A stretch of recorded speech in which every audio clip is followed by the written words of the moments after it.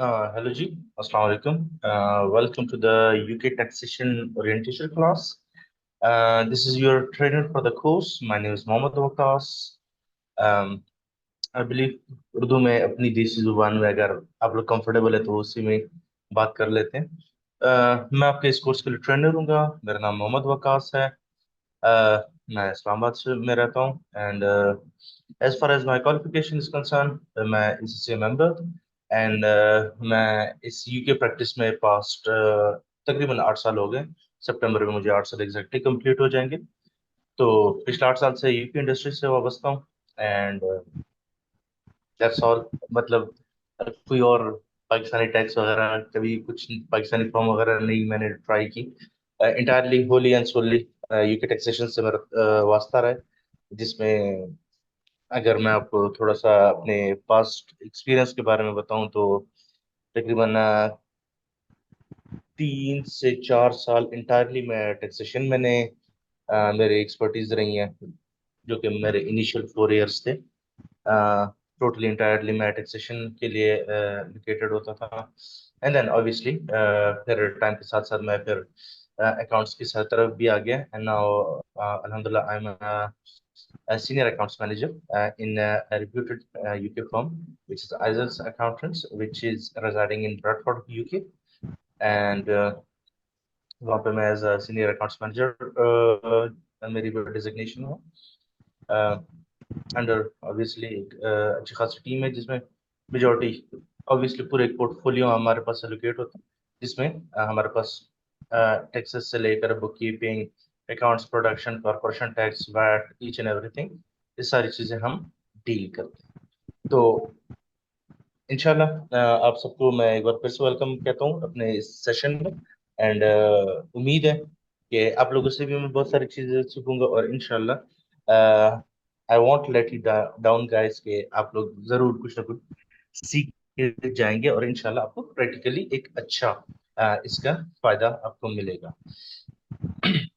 अच्छा जी, अगर थोड़ा सा मैं आपको अपने इंस्टीट्यूट और मेरे आज की जो कोशिश होगी मैं थोड़ा सा आपको अपने इंस्टीट्यूट के बारे में बता दूं एंड सेकेंडली हमारा मेन फोकस जो आज रहेगा वो होगा कि हमारे कोर्स में हम क्या क्या चीजें कवर करेंगे एंड देखिए, to be very honest and to be very frank with you, अगर बात सिर्फ पढ़ाने की हो तो पढ़ाना आप कहीं से भी पढ़ सकते हो।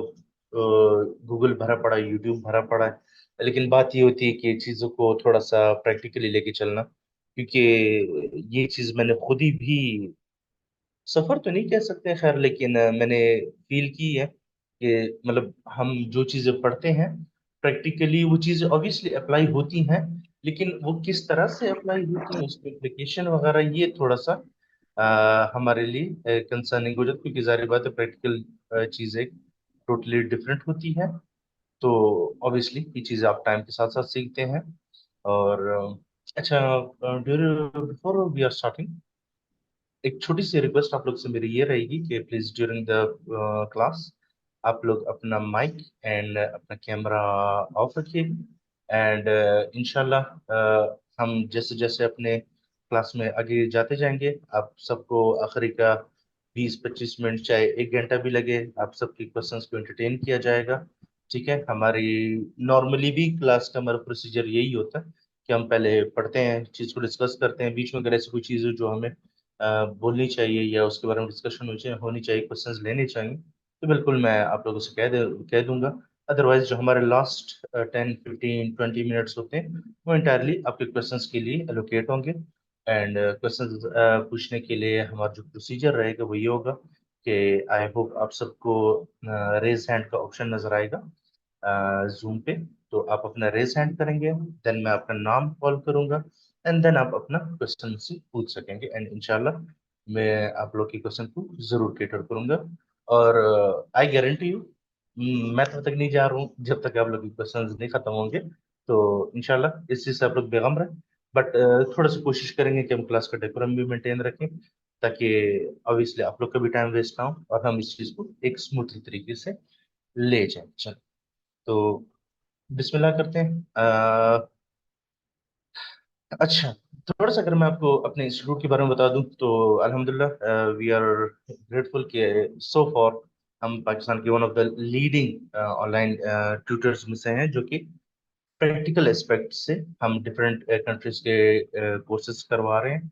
जिसमें आपको अगर मैं बताऊं तो हमारे पास यूएस टैक्सेशन है, अल्हम्दुलिल्लाह बहुत अच्छा फीडबैक रहता है उसका भी, और बहुत हमारे जो ट्रेनर है वो भी माशाल्लाह बहुत काबिल है। उसके बाद यूएई टैक्सेशन के भी प्योरली प्रैक्टिकल बेस होता है। हाँ देखिए, एक चीज मैं आप लोग को क्लियर करना चाहूंगा। थोड़ी सी हमें जो मुश्किलात सामने आती हैं इस कोर्स के दौरान वो ये होती हैं कि माशाल्लाह आई बिलीव आप में से बहुत सारे लोग पाकिस्तान से बिलोंग करते हैं। तो हमें अव्वल तो यूके टैक्सेशन के बारे में ना होने के बराबर पता होती है, अनलेस अनटिल अगर कोई आप में से किसी ने अगर एसीसीए से उसका ताल्लुक रहा हो या आईसीएडब्ल्यू से ताल्लुक रखा हो, तो वहां पे हम थोड़ा सा यूके टैक्सेशन वगैरह पढ़ लेते हैं।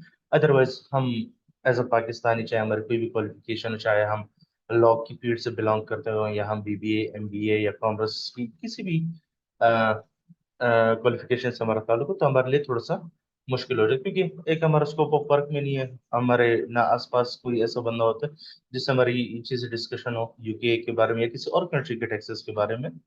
और सेकेंडली हमें जरूरत भी नहीं होती इन शॉर्ट पाकिस्तान की, हम पाकिस्तान में बैठे हैं तो हमें यूके के टैक्सेस के बारे में पता होने का कोई जवाज ही नहीं बनता। तो यहाँ पर थोड़ा सा एक मसला में ये पड़ता है कि मुझे थोड़ा सा जाना पड़ता है, थोड़ा सा क्या कहते हैं ना, थ्योरेटिकल साइड पे भी जाना पड़ता है। क्योंकि देखिए, चीज तो मैं आपको प्रैक्टिकली वैसे भी करवाऊंगा, लेकिन एक चीज होती है उसके पहले मेरे ख्याल में बेहतर ये है कि उसके पहले एक बेस बनाई जाए कि नॉलेज की। तो जब नॉलेज होगी तो उसके बाद मेरे ख्याल में हमें प्रैक्टिकल परफॉर्म करना हमारे लिए इजी रहा करेगा। तो हमारा जो इंशाल्लाह सारा कोर्स चलेगा उसमें हमारा मेन फोकस ये रहेगा कि भाई पहले जो हमारे लिए जो रूल्स रेगुलेशन है, जो टैक्सेशन है, जो हम जिस तरह मैं आप लोगों के कुछ वर्ड्स है काफी आपको देखने को सुनने को मिलेंगे हमारे कोर्स के दौरान। जिस तरह पाकिस्तान में हमारी टैक्सेस को रेगुलेट करती है FBR, federal bureau of revenue, इस तरह यूके में जो अथॉरिटी इसको डील करती है उसे हम बोलते हैं HMRC। HMRC, his majesty revenue and customs. ये ये एक किस्म की यूके की एफबीआर है। और जिस तरह पाकिस्तान में अगर आप अकाउंट्स वगैरह से रिलेटेड या कंपनी से रिलेटेड अगर कोई इंफॉर्मेशन आप करते या अकाउंट्स वगैरह बना के सबमिट करते तो आप एसएससीपी को सबमिट कराते हो। इसी तरह ही यूके के जो एसएससीपी है उसको हम बोलते हैं कंपनीज हाउस। तो यूके में कंपनीज हाउस होता है। तो ये दो टर्मिनोलॉजीज हमें बारह आप लोग को सुनने को मिलेंगी। शुरू में थोड़ा सा आप लोगों को कंफ्यूजन होगी दोनों में, बट ऑब्वियसली जाते जाते आप लोग इंशाल्लाह इसमें फ्लुएंट होते जाएंगे। अच्छा, जहाँ तक हमारे इंस्टीट्यूट में हम कोर्सेज की अगर हम बात करें तो माशाल्लाह यूई भी है, कैनेडियन टैक्सेशन भी प्रोवाइड करता है, यूके टैक्सेशन में आप लोग बैठे हुए मेरे सामने, पाकिस्तानी टैक्सेशन भी हम प्रोवाइड करते हैं। Data analytics, intellectual property attorney, books and zero के भी हमारे प्रोग्राम है जिसमें डायली बुक कीपिंग सिखाई जाती है। एडवांस टैक्सेशन एंड लिटिगेशन भी करवाई जाती है। एंड सैप सॉफ्टवेयर जो है एक बहुत बड़ा सॉफ्टवेयर है, ऑब्वियसली उसकी भी ट्रेनिंग करवाई जाती है। तो ये हमारा एक छोटा सा इंट्रो था, और इंट्रो तो मैंने आपको अपना ही दे दिया है। अच्छा, अ, अगर मैं स्ट्रेट अप जंप करूं कि हम इस कोर्स में एग्जैक्टली देखेंगे क्या चीज, तो वो मैं थोड़ा सा आप लोग को गाइड कर दूं। हमारे कोर्स के चार मेन सेक्शंस, जिसमें पहला होगा हमारी इंडिविजुअल टैक्सेशन। ठीक है, इंडिविजुअल टैक्सेशन को आप पर्सनल टैक्सेशन भी बोल सकते हैं। यूके में इसको सेल्फ असेसमेंट टैक्सेशन बोली जाती है, यू नेम इट, जो भी है, लेकिन ये तीन नॉन कॉमनली यूज होते हैं। अब पर्सनल टैक्सेशन से हमारी मुराद क्या है कि एक इंडिविजुअल जो कि यूके में रहता है या उसकी यूके से कोई सोर्स ऑफ इनकम जनरेट होती है और वो यूके में टैक्सेस देने के लिए एलिजिबल है, उसने यूके में टैक्सेस पे करने हैं, तो उस इंडिविजुअल उस एक इंसान की कौन कौन सी सोर्सेज ऑफ इनकम हो सकती हैं और उन सोर्सेज ऑफ इनकम पे क्या क्या टैक्सेस लगते हैं और कैसे लगते हैं, उनके लिए HMRC, जो यूके की एफबीआर है, HMRC, his majesty revenue and customs, उसके क्या रूल्स एंड रेगुलेशंस हैं, क्या क्या टैक्स रेट्स हैं, क्या क्या हमारे पास एग्जाम्पशंस हैं, क्या क्या हमारी पेनल्टीज होंगी, क्या क्या हमारी पेमेंट डेडलाइंस होंगी, और क्या क्या हमारी सबमिशन डेडलाइंस होंगी। ये ईच एंड एवरीथिंग हम सारी देखेंगे। अब देखें, यूके में भी आप मेरे जैसे ही इंसान रहते हैं, कोई अलग मखलूक रहती नहीं है, जाहिर बात है। तो यहाँ हम पाकिस्तान में जो भी हम क्या कहते हैं ना, जिंदगी गुजारने के लिए जो भी मेहनत मजदूरी कर रहे होते हैं, यूके में भी लोग यही चीजें करते हैं। पाकिस्तान में भी लोग नौकरियां कर रहे होते हैं, जॉब कर रहे होते हैं। यूके में भी 70-80% लोग नौकरियां ही कर रहे हैं, जॉब्स करते हैं। यहाँ पे किसी ने अपना कोई फूड स्टॉल खोला होगा, कोई किसी ने रेडी लगाई हुई सब्जी फ्रूट्स बेच रहा होगा, किसी की बार्बर की शॉप होगी, किसी की कंसल्टेंसी बिजनेस शुरू किया होगा, कोई कंस्ट्रक्शन बिजनेस कर रहा होगा, कोई रिपेयर मेंटेनेंस कर रहा होगा, कोई प्लम्बिंग कर रहा होगा। तो पाकिस्तान में भी आपको ये सारी चीजें देखने को मिलती है, और ऑब्वियसली यूके में भी आपको ये सारी चीजें देखनी पड़ती हैं। अच्छा, ये तो हमारी एम्प्लॉयमेंट इनकम एक सबसे हमारी एक कॉमन सोर्स ऑफ इनकम होती है। मेजोरिटी लोग जॉब कर रहे होते हैं। उसके अलावा आप कह सकते हैं कोई इंसान अपना कोई छोटा मोटा बिजनेस कर रहा होगा। अच्छा, फॉर द टाइमिंग हम कंपनीज की बात नहीं कर रहे, कंपनीज के लिए हम थोड़ी देर बाद आते हैं। फिलहाल हम एक इंडिविजुअल पर्सन की बात करें कि वो क्या क्या कर रहा होता है। तो एक इंडिविजुअल जॉब कर सकता है, उसको कोई सेल्फ एम्प्लॉयमेंट बिजनेस हो सकता है, जिसे हम सोल ट्रेडर भी बोलते हैं, सोल प्रोप्राइटर भी बोलते हैं। ये कर रहा होगा। अच्छा, उसके अलावा उसकी कोई, जिस तरह हमारे माशाल्लाह पाकिस्तानियों को प्रॉपर्टीज का बड़ा शौक होता है, प्लाट श्लाट खरीदने बेचना, घर किराए पे लगाना, तो यूके में भी ये ट्रेंड बहुत कॉमन आपको देखने को मिलता है। तो यूके में लेट्स अगर एक बंदे की के पास कोई प्रॉपर्टी है, वो उसने किराए पे दी हुई है, उससे रेंट आ रहा है, तो वो रेंट भी टैक्सेबल इनकम है, उस पर टैक्स लगता है। तो उस पर टैक्स क्या कैसे लगता है, उसके रूल्स क्या हैं, उसके टैक्स रेट्स क्या हैं, वो हमारी टैक्स रिटर्न में बनती कैसे है, उस पर टैक्सेस कितने लगते हैं, सारी चीजें ये भी देखी जाएंगी। उसके अलावा कोई बंदा ऐसा भी हो सकता है कि वो किसी कंपनी का शेयर होल्डर भी हो सकता है। बिल्कुल हो सकता है। तो जब एक बंदा किसी कंपनी का शेयर होल्डर है, शेयर होल्डर मतलब उसके शेयर्स है उस कंपनी में, तो जाहिर बात है उसको डिविडेंड्स आते हैं। तो डिविडेंड्स भी टैक्सेबल इनकम होती है। तो डिविडेंड इनकम पे हमारे क्या टैक्स रेट्स लगते हैं, और उसके लिए क्या हमारे पास कोई एग्जाम्पशन है, या कुछ इस तरह की कोई सूरत हाल है, सारी चीजें हम देखेंगे। उसके अलावा हम इंटरेस्ट इनकम को भी देखेंगे कि जिस तरह हम एज अ पाकिस्तान में चुके रहते हैं, तो हमारे यहाँ मेजोरिटी कम्युनिटी माशाल्लाह मुस्लिम ही है पाकिस्तान में। तो हम इंटरेस्ट को हराम कंसिडर करते हैं। लेकिन हाल तो सच्ची बात है, बहुत से लोग कर भी रहे होते हैं सूद वगैरह का कारोबार, लेकिन चले हम उसमें नहीं पड़ते हैं। लेकिन यूके में तो चले ये लीगल भी है, जायज भी है, हर लिहाज से उनको इन चीज से कंसर्न नहीं होता है। तो अगर किसी को इंटरेस्ट इनकम आ रही है, तो इंटरेस्ट इनकम की क्या टैक्स इम्प्लीकेशन है, क्या वो चार्जेबल है, नहीं है चार्जेबल। अच्छा, जहां मैं चार्जेबल का वर्ड यूज करता हूँ ना, चार्जेबल से मेरी मुराद होती है कि इस पर टैक्स लगेगा और हमें टैक्स पे करना होता है। अगर मैं किसी जगह टैक्सेबल का वर्ड यूज करता हूँ, इट मीन्स कि हमने इस पर टैक्स पे करना है गवर्नमेंट को।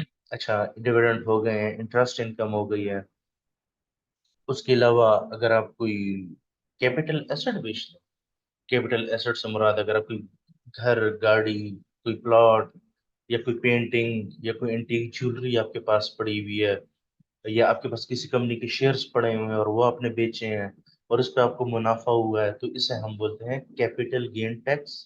तो कैपिटल गेन टैक्स के क्या क्या चीजें होती हैं, उसके उसके थोड़े से रूल्स डिफरेंट है बाकी टैक्सेस से। तो वो हम देखेंगे। उसके अलावा हम पार्टनरशिप को देखेंगे। अगर एक पार्टनरशिप होती है, पार्टनरशिप अगर, आई बिलीव आप लोग को आइडिया होगा कि पार्टनरशिप होती क्या चीज़ है। दो या दो से ज्यादा बंदे अगर मिलके कोई काम करे, कोई बिजनेस करे, तो हम उसे पार्टनरशिप कहते हैं। तो पार्टनरशिप रिटर्न क्या क्या चीज होती है, पार्टनरशिप से अगर हमें प्रॉफिट होता है, तो वो हमारी टैक्स रिटर्न में कैसे जाती है। तो ईच एंड एवरीथिंग, ये सारी चीजें हम देखेंगे। ये मैंने आप लोग के लिए थोड़ा सा अपना एक डिटेल कोर्स प्लान बनाया हुआ है। तो मैं थोड़ा सा आपको इसके गो थ्रू करा देता हूँ, ताकि आप लोग को थोड़ी समझ आ जाए।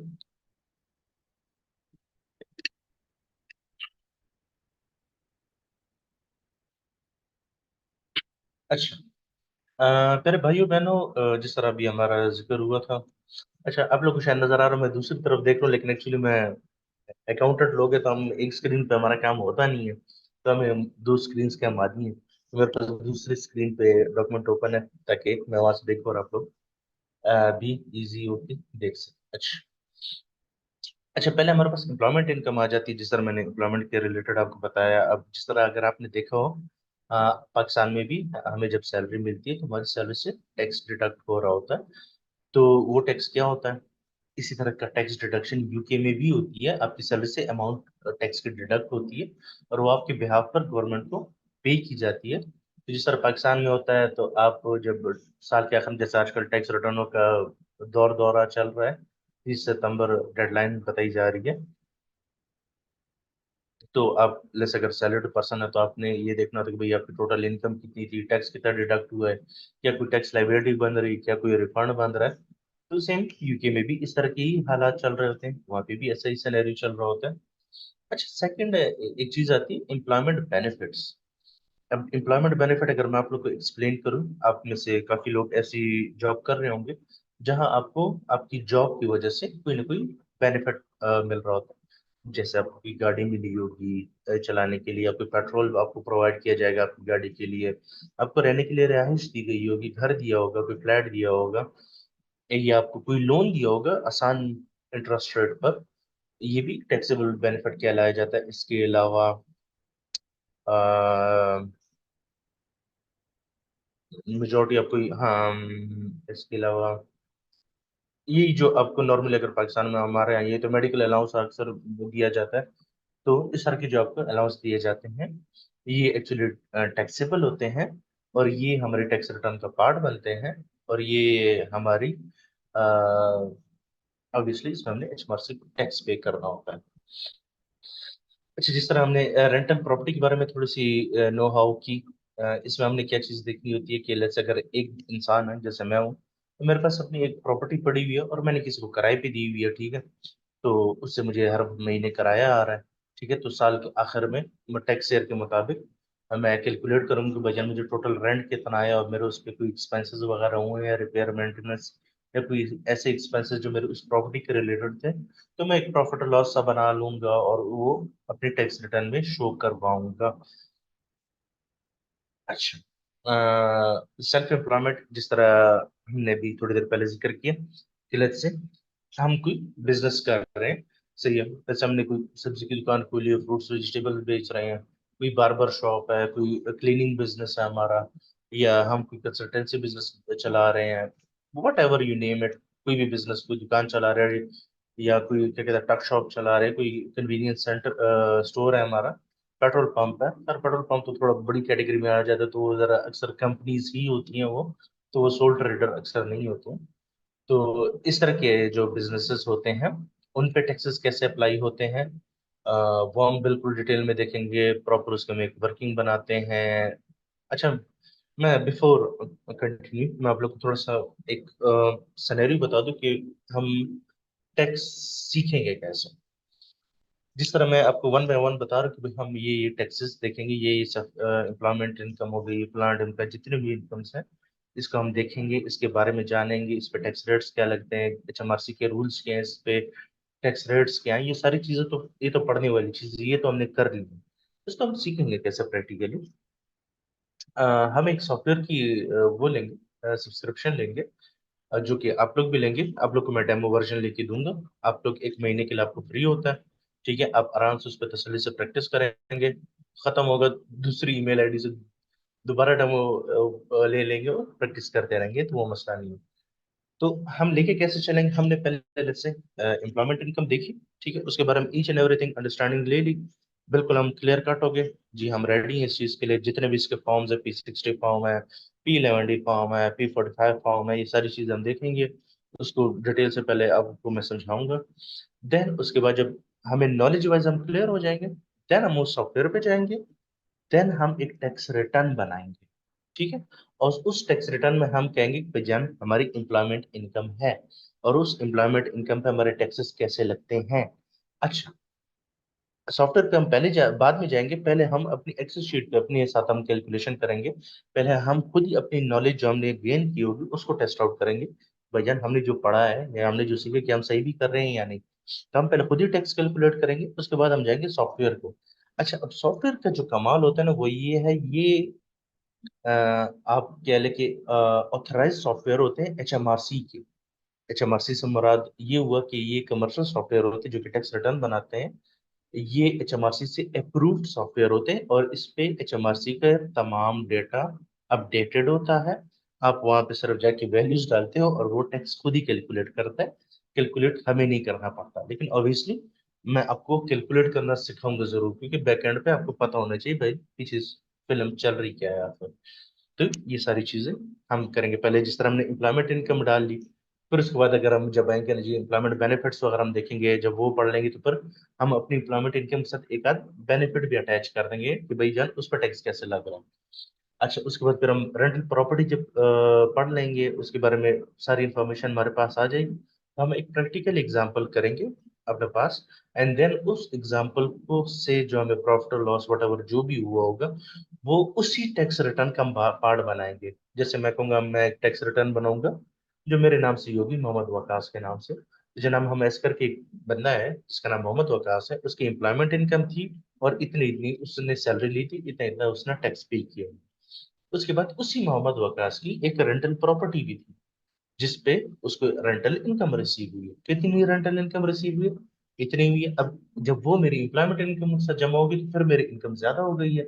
अच्छा, इनकम ज्यादा होगी तो टैक्स भी ज्यादा पड़ेगा। कैसे ज्यादा पड़ेगा? वो भी हमारे पास, हम खुद ही भी कैलकुलेट करेंगे और सॉफ्टवेयर से भी करवाएंगे। अच्छा, उसके बाद फिर हमारे पास सेल्फ एम्प्लॉयमेंट कर लेंगे। हम एक दो तीन एग्जांपल ऐसे भी करेंगे बीच में फिर के। पहले तो सेल्फ एम्प्लॉयमेंट को एक एक डेढ़ दिन तो कम से कम इसको पढ़ाने में लगेगा, मैं आपको पहले से बता दूं। अच्छा, इस पे इतना फोकस करने का मेरा मकसद ये होता है क्योंकि जो जो रूल्स रेगुलेशन मैं आपको सेल्फ एम्प्लॉयमेंट में पढ़ाऊंगा, 60 to 70% वो रूल्स आपको कंपनीज के लिए भी देखने को मिलेंगे, तकरीबन सेम डिड टू पेस्ट, कोई फर्क नहीं होगा। दैट्स वाई इसमें मेरा एक डेढ़ दिन सिर्फ समझाने में लगता है, एक एक चीज डिटेल में आपको मैं करवाऊंगा। एंड देन ऑब्वियसली फिर एक प्रैक्टिकल डेटा से हम एक एग्जांपल बनाएंगे उसके। पहले अपनी एक वर्किंग हम बनाएंगे, हम अपनी तरफ से टैक्स कैलकुलेट करेंगे और फिर जाके उसी मोहम्मद वकास की जो टैक्स रिटर्न चल रही है जिसमें एम्प्लॉयमेंट इनकम भी आ चुकी है, रेंटल इनकम भी आ चुकी है, फिर हम कहेंगे भाईजान वो एक सेल्फ एम्प्लॉयमेंट बिजनेस भी कर रहा है, तो उसको भी हम डाल देंगे। हमारी इनकम और ज्यादा हो जाएगी, हमारा टैक्स और बढ़ जाएगा और कहानी ऐसी हमारी चलती रहेगी। अच्छा, सेल्फ एम्प्लॉयमेंट में हमारे पास जो जो रिलीफ्स होंगे वो हम देखेंगे। लॉसेस जो अगर हमें हो रहे हो, क्योंकि बिजनेस का सिर्फ मतलब ये तो नहीं है ना कि यार आपको सिर्फ प्रॉफिट होगा, लॉस भी आपको हो सकता है। अच्छा, वैसे माइंड ना कीजिए, मैं ऑफिस से थोड़ी देर पहले हूं, तो मैं आपके साथ साथ चाय भी पियेंगे, ठीक है जी? तो माजरत के साथ। तो अगर हमें किसी साल में लॉस हो जाता है तो उस लॉस का क्या हमें कोई रिलीफ भी अवेलेबल है या नहीं, या क्या? अब वो तो नहीं ना, अगर फायदा हुआ तो टैक्स दो, अगर नुकसान हुआ तो फिर कोई फायदा भी हमें है या कोई रिलीफ भी मिलेगा या नहीं? बिल्कुल मिलेगा। 6 डिफरेंट किस्म के टैक्स लॉस रिलीफ हमें मिल सकते हैं। तो वो हम सारे डिटेल में पढ़ेंगे और उसको हम प्रैक्टिकली जाके अपने टैक्स रिटर्न का पार्ट भी बनाएंगे। कैपिटल लॉसेस ये एक बड़ी बड़ी चीज कह सकते हैं, क्योंकि इसको थोड़ा सा अंडरस्टैंड करना थोड़ा सा टाइम लगता है हमें इस पे भी। It's just like a depreciation. जिस तरह हम अपने अकाउंट्स में होते हैं ना, हमारे फिक्स एसेट्स होते हैं, प्लांट एंड मशीनरी होती है, उसमें हम हर साल डेप्रिसिएशन चार्ज करते हैं। तो जो HMRC है, जो यूके की FBR है, वो कहती है भाईजान आपने जो डेप्रिसिएशन कैलकुलेट किया ना, हम इसको नहीं मानते। अकाउंटिंग डेप्रिसिएशन को HMRC नहीं मानते। जो यूके का FBR है वो कहता है भाई हम आपकी अकाउंटिंग को हम नहीं मानते, हम आपको इसकी जगह एक और रिलीफ दे सकते हैं या एक और अलाउंस दे सकते हैं जिसको ये लोग बोलते हैं कैपिटल अलाउंस। अब उसकी जाहिर बात है, अपने रूल्स हैं, अपने रेगुलेशंस हैं, अपने ट्रीटमेंट्स हैं, उसके अपने रिलीफ्स है, उसके अंदर अपने अलाउंसेस हैं, अपने रेट्स हैं उसके अंदर। तो ऑब्वियसली वो उन चीज़ों को पहले हम स्टडी करते हैं, देन हम उसको जाके अपनी एक प्रैक्टिकल एग्जांपल में बिल्ड करते हैं। हम अपनी एक्सेल पे प्रॉपर वो एग्जांपल करेंगे एंड देन उसको जाके हम एज यूजुअल अपनी जो एक अदर टैक्स रिटर्न हम बना रहे हैं, खिचड़ी बना रहे हैं, जिसमें यार एक इंसान की हर तरह की हम इनकम डालेंगे। एम्प्लॉयमेंट इनकम भी होगी, रेंटल इनकम भी होगी, सेल्फ एम्प्लॉयमेंट इनकम भी होगी, कैपिटल लॉसेस भी होंगे, ईच एंड एवरीथिंग उसके अंदर हम डालते रहेंगे। अच्छा, इसके बाद हम पार्टनरशिप इनकम एंड टैक्सेशन भी हम देखेंगे। अगर पार्टनरशिप है, दो या दो से ज्यादा बंदे अगर कोई मिलके एक बिजनेस कर रहे हैं, तो उसका क्या हिसाब किताब होगा, उसकी क्या टैक्स ट्रीटमेंट होगी, उसमें क्या क्या चीजें हमें अलाउड है, क्या डिस अलाउड है, किस पे हमें रिलीफ मिल सकता है, किस पे नहीं मिल सकता। तो ये सारी चीजें करेंगे हम। जिस तरह मैंने आपको ट्रेडिंग लॉसेस का कहा कि अगर हमारे बिजनेस में अगर लॉस हुए तो लॉसेस का हमें कोई रिलीफ भी मिल सकता है, तो बिल्कुल हमें मिलेंगे। जो अभी आपसे मैंने जिक्र किया कि 6 डिफरेंट किस्म के लॉस रिलीफ हमें मिलते हैं, तो वो भी हम डिटेल में देखेंगे। पेंशन एंड टैक्सेशन, आप एम्प्लॉयमेंट के थ्रू जो पेंशन कंट्रीब्यूशन करते हैं उसके टैक्सेस भी हम देखेंगे। नेशनल इंश्योरेंस टैक्स, ये एक बड़ी गंदी चीज है। गंदी चीज इन द सेंस कि जो जिस बंदे से टैक्स ये कट रहा होता है ना उसको बड़ा चुभता है ये। असल में अगर आप यूके में जॉब कर रहे हैं तो आपकी जॉब, अगर आपकी सैलरी थोड़ी सी बेहतर हो जाए, थोड़ी सी बेहतर से मुराद है अल्लाह आपको भला करे, 1,000-1,100 पाउंड अगर आपकी सैलरी पर मंथ ऊपर हो जाती है ना, जो कि ऑब्वियसली मिनिमम वेज से भी कम है, जो कि हर किसी की ऑलमोस्ट होती है, तो एक तो आपसे इनकम टैक्स कटता है। ठीक है जी, वो तो जिस तरह पाकिस्तान में इनकम टैक्स कटता है, उसके अलावा आपसे यूके में नेशनल इंश्योरेंस टैक्स भी कटता है, जिसे हम बोलते हैं नेशनल इंश्योरेंस कंट्रीब्यूशन, NIC। वो एक अलग गम होता है, एक अलग टैक्स होता है, तो वो उसकी अलग एक कहानी है। तो ये भी इंशाल्लाह हम देखेंगे, और ये हम तब देखेंगे, मैं आपको यूके का प्रॉपर पेरोल करना बताऊंगा कि हम यूके का पेरोल करते कैसे हैं। ठीक है, पे स्लिप्स बनाई कैसे जाती हैं, HMRC को सबमिट कैसे की जाती है। एक सॉफ्टवेयर है जो कि मुझे पर्सनली बड़ा पसंद है, सिंपल है, इजी टू यूज है, तो आप लोग के लिए भी वो आसान रहेगा। और प्रैक्टिकली 60-70% फर्म्स जो होती हैं ना, ये अकाउंटिंग फर्म्स, वो इसी सॉफ्टवेयर को ही यूज करती हैं। दो मेन सॉफ्टवेयर हैं, एक ब्राइट पे है जिसपे हम करेंगे, और एक अकाउंटेंसी मैनेजर है। ये दो मेन सॉफ्टवेयर जो अकाउंटेंट्स यूज करते हैं। ठीक है, इसके अलावा जो जीरो हो गया, क्विक बुक हो गया, उसकी अपनी भी पेरोल है, लेकिन वो इतना खास मजे की नहीं है। तो बेहतर यही है कि ब्राइट पे आप लोग देख लें, वो ज्यादा बेहतर रहेगा आप लोग के लिए, और वो हम प्रॉपर प्रैक्टिस करेंगे, और आप लोगों से भी मैं करवाऊंगा, टेंशन ना लें। अच्छा, कैपिटल गेन्स इस तरह भी हमारा जिक्र हुआ था कि जैसे आपके पास कोई प्रॉपर्टी है, कोई और आपका बिजनेस है, उसकी कोई जमीन आपने बेच दिया, कोई प्लांट बेच दिया, कोई वेयर हाउस बेच दिया आपने, आपके पास कोई पेंटिंग पड़ी, कोई एंटीक ज्वेलरी पड़ी थी, कुछ भी ऐसा जो कैपिटल नेचर का है, और वो आपने बेचा है और उस पर आपको मुनाफा हुआ है, गेन हुआ है, तो वो गेन भी टैक्सेबल होता है, और उस पर भी टैक्सेस लगते हैं। अच्छा, अभी जितने भी हम वन बाय वन सारी चीजें देखेंगे, तो ये हम पहले पढ़ते जाएंगे, उसको समझते जाएंगे, उसके प्रैक्टिकल एग्जाम्पल करते जाएंगे, और उसको अपनी टैक्स रिटर्न का पार्ट बनाते जाएंगे, और करते करते हमारे पास एक फुल फ्लैज टैक्स रिटर्न बन के सामने आ जाएगी। ठीक है। अच्छा, उसके बाद हम जंप करेंगे जनाब कॉरपोरेशन टैक्स की तरफ। अच्छा, मैं आप लोग को थोड़ा सा एक रफ आइडिया दे दूं कि तकरीबन हमारा आधा टाइम जो कोर्स है ना, वो लगेगा हमारे पर्सनल टैक्स पे। आधा ना से 40% ऑफ द टाइम हमारे पर्सनल टैक्स पे लगता है। अब वजह मैं आपको बताता हूँ, क्योंकि यहाँ पे हम चीजें सीखते हैं, और वो यहाँ पर्सनल टैक्स में तो अप्लाई होती ही होती है, इंडिविजुअल के टैक्सेस में तो अप्लाई होती ही होती है, वो जाके कंपनीज के टैक्सेस में भी काफी उसका मतलब बहुत सारी सिमिलर चीजें आपको देखने को मिल जाती है।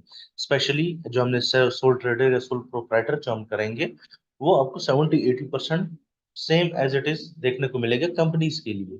कंपनीज के लिए भी ऑलमोस्ट वही रूल्स आपको देखने को मिलते हैं, तो इस वजह से उस पर मेरा टाइम ज्यादा लगेगा आप पे, कि आप उसको अच्छे से पढ़ें, अच्छे से समझे, अच्छे से उस पर आपकी प्रैक्टिस हो, अच्छे से आपकी उस पर ग्रिप बने, तो आपके लिए आगे जाके कंपनीज आसान हो जाएंगी। और by the way, companies easy है कंपेयर टू इंडिविजुअल के टैक्सेस, ये मैं आपको लिख के दे रहा हूँ।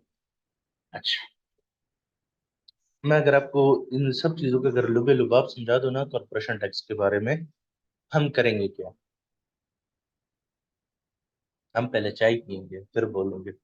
अच्छा, हम करेंगे क्या सर, देखिए बात ऐसी है ना, अब हमने चूंकि रिसेंटली हमने इंडिविजुअल के टैक्सेस पढ़े होंगे, पहला एक आध दिन तो मैं आपको ये चीजें बताऊंगा कि भाईजान पर्सनल टैक्स में ये चीज कैसे थी, और कंपनीज में ये चीज कैसे होती है। अब इससे हमें दो फायदे होंगे, एक तो जो पुराना हमने पढ़ा होगा वो भी आपका रिवाइज होगा, और आपको एक डिफरेंस पता लग जाए कि भाई कंपनीज में ऐसे नहीं ऐसे होता है। इंडिविजुअल में किसी और तरह से होता था, इन कंपनीज में किसी और तरह से होता है। ठीक है, तो फर्स्ट ऑफ ऑल तो मैं आपकी सारे डिफरेंस समझाऊंगा। उसके बाद जो कंपनीज के लिए हम देखेंगे कि भाई कंपनीज के अकाउंट्स किस तरह बनते हैं। ठीक है, कंपनीज पर टैक्सेस किस तरह लागू होते हैं। अब अगर मैं आपको मेन एक डिफरेंस बता दूं कंपनीज और इंडिविजुअल या सोल प्रोप्राइटर के टैक्सेस में, वो ये है कि सोल प्रोप्राइटर के टैक्सेस लगते हैं HMRC के टैक्स ईयर के मुताबिक। जो कि टैक्स ईयर, हम जिस टैक्स ईयर की बात कर रहे हैं, जिसका अभी काम चल रहा है प्रैक्टिकली, वो है टैक्स फाइनेंशियल ईयर 23। ठीक है, जो कि स्टार्ट हुआ है 6 अप्रैल 2023 से लेकर 5 अप्रैल 2024। अब जिस तरह, अगर मैं, आप लोग को आइडिया होगा, पाकिस्तान में जो टैक्स ईयर जो चलता है उसकी डेट्स होती है 1 जुलाई। जो अभी खत्म हुआ है टैक्स ईयर, जिसके हम टैक्स रिटर्न जमा कर रहे हैं पाकिस्तान में, वो था जनाब 1 जुलाई 2023 से लेकर 30 जून 2024 तक का हमारा टैक्स ईयर था। ठीक है, अब यूके का डिफरेंट है टैक्स ईयर। ठीक है, अब यूके का जो है वो है जनाब 6 अप्रैल 2023 से लेकर 5 अप्रैल 2024 तक। अब अजीब सी टैक्स ईयर है, 6 तारीख से शुरू है, 5 तारीख पे खत्म हो रहा है, बस है ऐसा ही। अब उन्होंने रखा हुआ है, अब हम उसको चेंज थोड़ी कर सकते हैं। तो बात ये हो रही थी कि जो सोल प्रोप्राइटर के टैक्सेस है ना, या उसके जो हम प्रॉफिट लॉस या अकाउंट्स बनाते हैं, वो हम बनाते हैं टैक्स ईयर के मुताबिक कि भाई 6 अप्रैल से लेकर अगले 5 अप्रैल तक के जितने भी इनकम एंड एक्सपेंसेस हुए हैं, उनको हम लेते हैं और हमारे पास एक प्रॉफिट की फिगर आती है। लेकिन कंपनीज का ऐसा नहीं होता। कंपनीज का टैक्स लगता है कंपनीज के अपने अकाउंटिंग ईयर के मुताबिक, ये जिसे हम फाइनेंशियल ईयर भी बोलते हैं। अब हर कंपनी का फाइनेंशियल ईयर डिफरेंट होता है। किसी का जनवरी से दिसंबर होगा, किसी का फरवरी से लेकर जनवरी तक होगा, किसी का यकम मार्च से लेकर 30 मार्च, यकम मार्च से लेकर 28 फरवरी तक होगा, किसी का यकम अप्रैल से 31 मार्च तक का ईयर एंड होगा। तो कंपनीज के अकाउंट्स बनते हैं फाइनेंशियल ईयर एंड के मुताबिक, और फिर उस पर टैक्सेस लगते हैं उसकी उसी फाइनेंशियल ईयर एंड के मुताबिक, कि मतलब उसका जो फाइनेंशियल ईयर एंड है वो कौन कौन से टैक्स ईयर में फॉल कर रहा है, और हम फिर प्रॉफिट्स को स्प्लिट करते हैं और उस पे हम टैक्स रेट्स अप्लाई करते हैं। अब ये बात बाजार कहने में तो शायद आप लोग को मुश्किल नजर आ रही होगी, लेकिन जब हम प्रैक्टिकली करेंगे तो आपको पीस ऑफ केक। शायद इनिशियली जब हम एक्सेल में करेंगे आपको 5 एक मिनट लगेंगे इसको, क्या कहते हैं, हजम करने के लिए। लेकिन जब हम सॉफ्टवेयर पे जाएंगे तो उधर हमको कुछ भी नहीं करना पड़ता, उधर वो खुद ही वो करता है, टैक्स कैलकुलेशन खुद ही करता है, हमें सिर्फ अकाउंट्स बीच में डालने होते हैं। तो सॉफ्टवेयर का ये फायदा है कि जिंदगी बड़ी आसान हो जाती है हमारी। और हमने सिर्फ अकाउंट्स प्रिपेयर करने होते हैं। अकाउंट्स क्या प्रिपेयर करने होते हैं, बुक कीपिंग करनी होती है, ट्रायल बैलेंस बनाना होता है, वो सॉफ्टवेयर में हम डाल देते हैं, या एक्सेल शीट के थ्रू इंपोर्ट कर देते हैं, या सॉफ्टवेयर के साथ कनेक्ट कर देते हैं दूसरे सॉफ्टवेयर को, अपने सॉफ्टवेयर में उसको इंपोर्ट करके अकाउंट्स भी खुद ही बन जाते हैं, उसके ऊपर कॉर्पोरेशन टैक्स भी खुद ही बन जाती है। तो सॉफ्टवेयर पे बहुत आसान हो जाती है जिंदगी। लेकिन ऑब्वियसली आसान जिंदगी तो हम करेंगे अपनी, लेकिन पहले हम ये भी सीखेंगे कि भाई ये जो सॉफ्टवेयर में जो गेम चल रही है, जो टैक्सेस लग रहे हैं, अकाउंट्स बन रहे हैं, या आखिर बन रहे कैसे, इनके पीछे कुछ ना कुछ मैकेनिज्म तो होगा ना। अच्छा, इसके मैं बड़ा एक बिल्कुल स्टार्ट के बाद से 2 साल पहले जब हमारी क्लास चल रही थी, तब एक स्टूडेंट ने पूछा था कि सर हम एक्सेल पे इतनी कैलकुलेशन वगैरह हम क्यों करें जब सॉफ्टवेयर पे हमें सारा कुछ तैयार मिल जाता है। लेकिन उस वक्त भी मेरा दिमाग कुछ ज्यादा ही एक्टिव था, तो मेरे पास भी। अच्छा, तो स्टूडेंट ने जो क्वेश्चन की, तो मैं मैडम में भी उस वक्त जो आंसर है मैंने भी उसको बोल दिया। मैंने कहा देखो यार, बात ऐसी होती है ना, जब आप किसी क्लाइंट से डीलिंग कर रहे होते हो ना, और आपकी नेगोशिएशन चल रही होती है, तो अगर वो आपसे कहते हैं यार मेरी रफली इस चीज, मेरी ये सोर्सेज ऑफ इनकम आ रही हैं, मेरी ये चीजें, तो जरा मुझे बताओ मेरा रफली टैक्स कितना बनेगा। अब आप उसको ये तो नहीं कह सकते कि भाई सब्र करो, मैं जरा सॉफ्टवेयर में ये चीजें वैल्यूज डालता हूँ, मैं देखता हूँ सॉफ्टवेयर में मुझे कितना टैक्स बताता है। वो कह के भजन आपको टैक्स पता नहीं, अब सॉफ्टवेयर के सारे बैठे हो, तो मतलब आपकी इंप्रेशन गलत जाता है, आप क्लाइंट को कन्विंस नहीं कर सकते। ठीक। हाँ, लेकिन अगर ऐसा हो कि आप इस बंदे के साथ नेगोशिएट कर रहे हैं, चलो, हम चूंकि पाकिस्तान में शायद फेस टू फेस हमारा उससे ना हो, लेकिन वर्चुअली हमारा जारी बात है कनेक्शन होता है क्लाइंट से। अगले से आप जूम मीटिंग पे उससे बैठे हुए हैं और वो आपसे कहे यार मेरी ये सोर्सेज ऑफ इनकम या मेरी कंपनी के अकाउंट्स है और ये इनकम और एक्सपेंसेस है, तो मुझे जरा रफली बताओ मेरा टैक्स कितना बनेगा।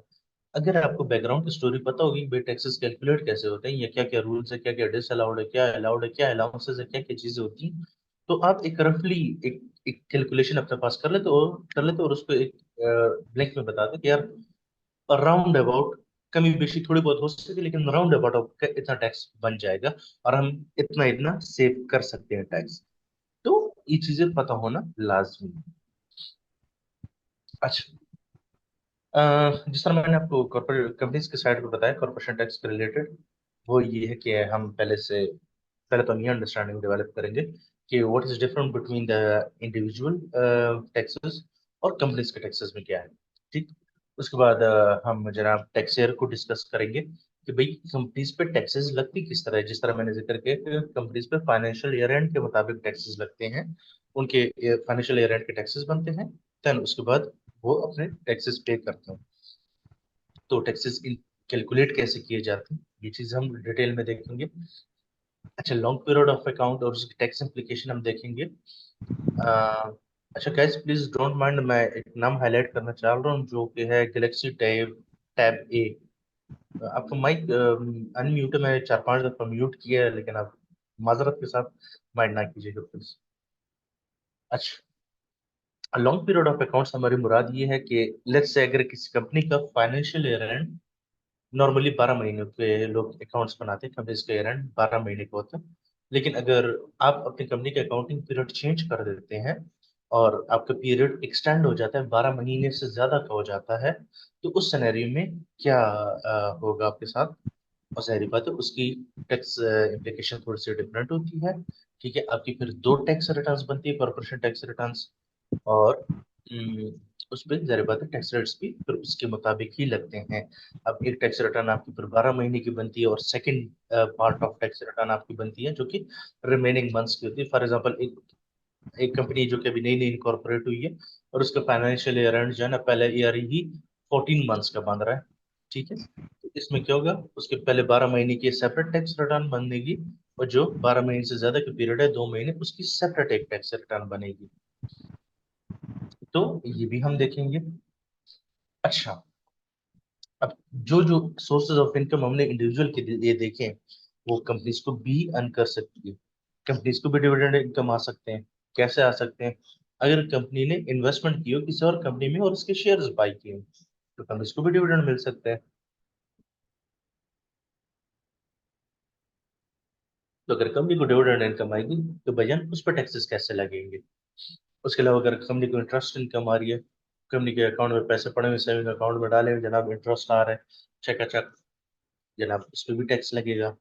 ट्रेडिंग इनकम, ट्रेडिंग प्रॉफिट्स आ गए हैं हमारे पास। अब जाहिर बात है ट्रेडिंग प्रॉफिट हमारी जो नॉर्मल कोर्स ऑफ जो हमारी ऑपरेशंस होंगी कंपनी के, उससे जो हमें इनकम जनरेट होगी, जो प्रॉफिट जनरेट होगा, उस पर टैक्सेस हम देखेंगे। और कैपिटल अलाउंसेस, ये वही कैपिटल अलाउंसेस हैं जो थोड़ी देर पहले हमने जिक्र किया था सोल प्रोप्राइटर के लिए, सेल्फ एम्प्लॉयमेंट के लिए। ये वही कैपिटल अलाउंसेस है जो कंपनीज पे भी इम्प्लीकेशन इसकी होती है। तो अगर मैं सेल्फ एम्प्लॉयमेंट में जब कैपिटल अनालिसिस कराऊंगा और मेरा तकरीबन पूरे दिन लग जाते हैं इस पे समझाने में, वो इसी वजह से क्योंकि उधर सेल्फ एम्प्लॉयमेंट में भी हम इस्तेमाल होते हैं और इधर जाके कंपनीज में भी इस्तेमाल होते हैं। और ये तकरीबन आपको हर एक कंपनी के अकाउंट्स में कैपिटल लॉसेस देखने को मिलते हैं। एक ऐसी चीज है ना कि यार ना, अब डेप्रिसिएशन जिस तरह हर अकाउंट्स में आपको देखने को मिलती है ना, तो ये भी टैक्स डेप्रिसिएशन, हम इसको एक सेकंड नेम देते हैं कैपिटल लॉसेस को। तो टैक्स डेप्रिसिएशन भी आपको हर, मैं कहता हूँ 90% अकाउंट्स जो होते हैं ना, उसमें कैपिटल लॉसेस लाजमी होते हैं। तो इस लिए भी इस पे हमारा ज्यादा फोकस होता है। अच्छा, अगर कंपनीज किस पीरियड में लॉस कर लेती हैं तो भाईजान उसके बारे में क्या रूल्स रेगुलेशंस हमारे लिए।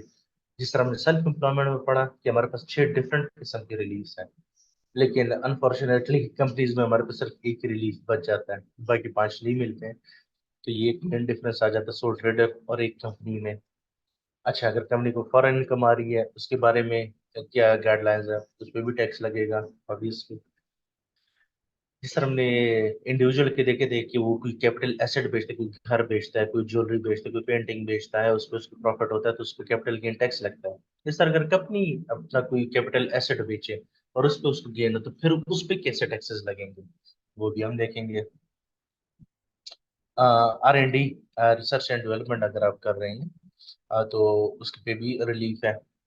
आप उसको एज एक्सपेंस भी क्लेम कर सकते हो, इनहांस्ड R&D क्लेम आपको मिलता है, या आप टैक्स रिबेट भी ले सकते हो उस पे। कंसोर्शियम क्या चीज होती है, ओवरसीज स्पेक्ट्रम हम थोड़ा सा देख लेंगे। अच्छा, अब जिस तरह मैंने आपको एग्जांपल इंडिविजुअल के मैंने बताया ना कि हम प्रॉपर एक टैक्स रिटर्न बिल्ड कर रहे होते हैं। कंपनीज में मेरी कोशिश ये होती है कि हम 4 से 5 एग्जांपल्स जो होती है ना, हम प्रॉपर अकाउंट्स की करते हैं। हम पहले प्रॉपर अकाउंट्स बनाते हैं, उसको अपने सॉफ्टवेयर में ले जाते हैं, प्रॉफिट लॉस बैलेंस शीट वहाँ पे इंपोर्ट करते हैं। वहाँ पे हम सॉफ्टवेयर पे उसके क्या कहते हैं अकाउंट्स प्रिपेयर करते हैं, और उन अकाउंट्स के बेसिस पे फिर जाहिर बात है अपर कॉर्पोरेशन टैक्स लगता है। ठीक है, तो हम अकाउंट्स के साथ साथ कॉर्पोरेशन टैक्स रिटर्न भी बनाते हैं।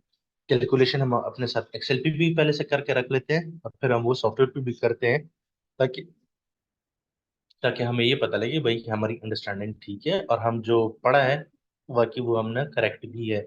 और ये हम सॉफ्टवेयर के थ्रू तो कंफर्म करेंगे ही करेंगे कि HMRC की वेबसाइट से, HMRC की अपनी कैलकुलेशन के थ्रू भी हम ये वेरीफाई करेंगे कि हमने जो टैक्स कैलकुलेट किया वो एग्जैक्टली वही है जो कि सॉफ्टवेयर भी बता रहा है और HMRC भी बता रही है कि आपका इतना टैक्स बनता है। ठीक है।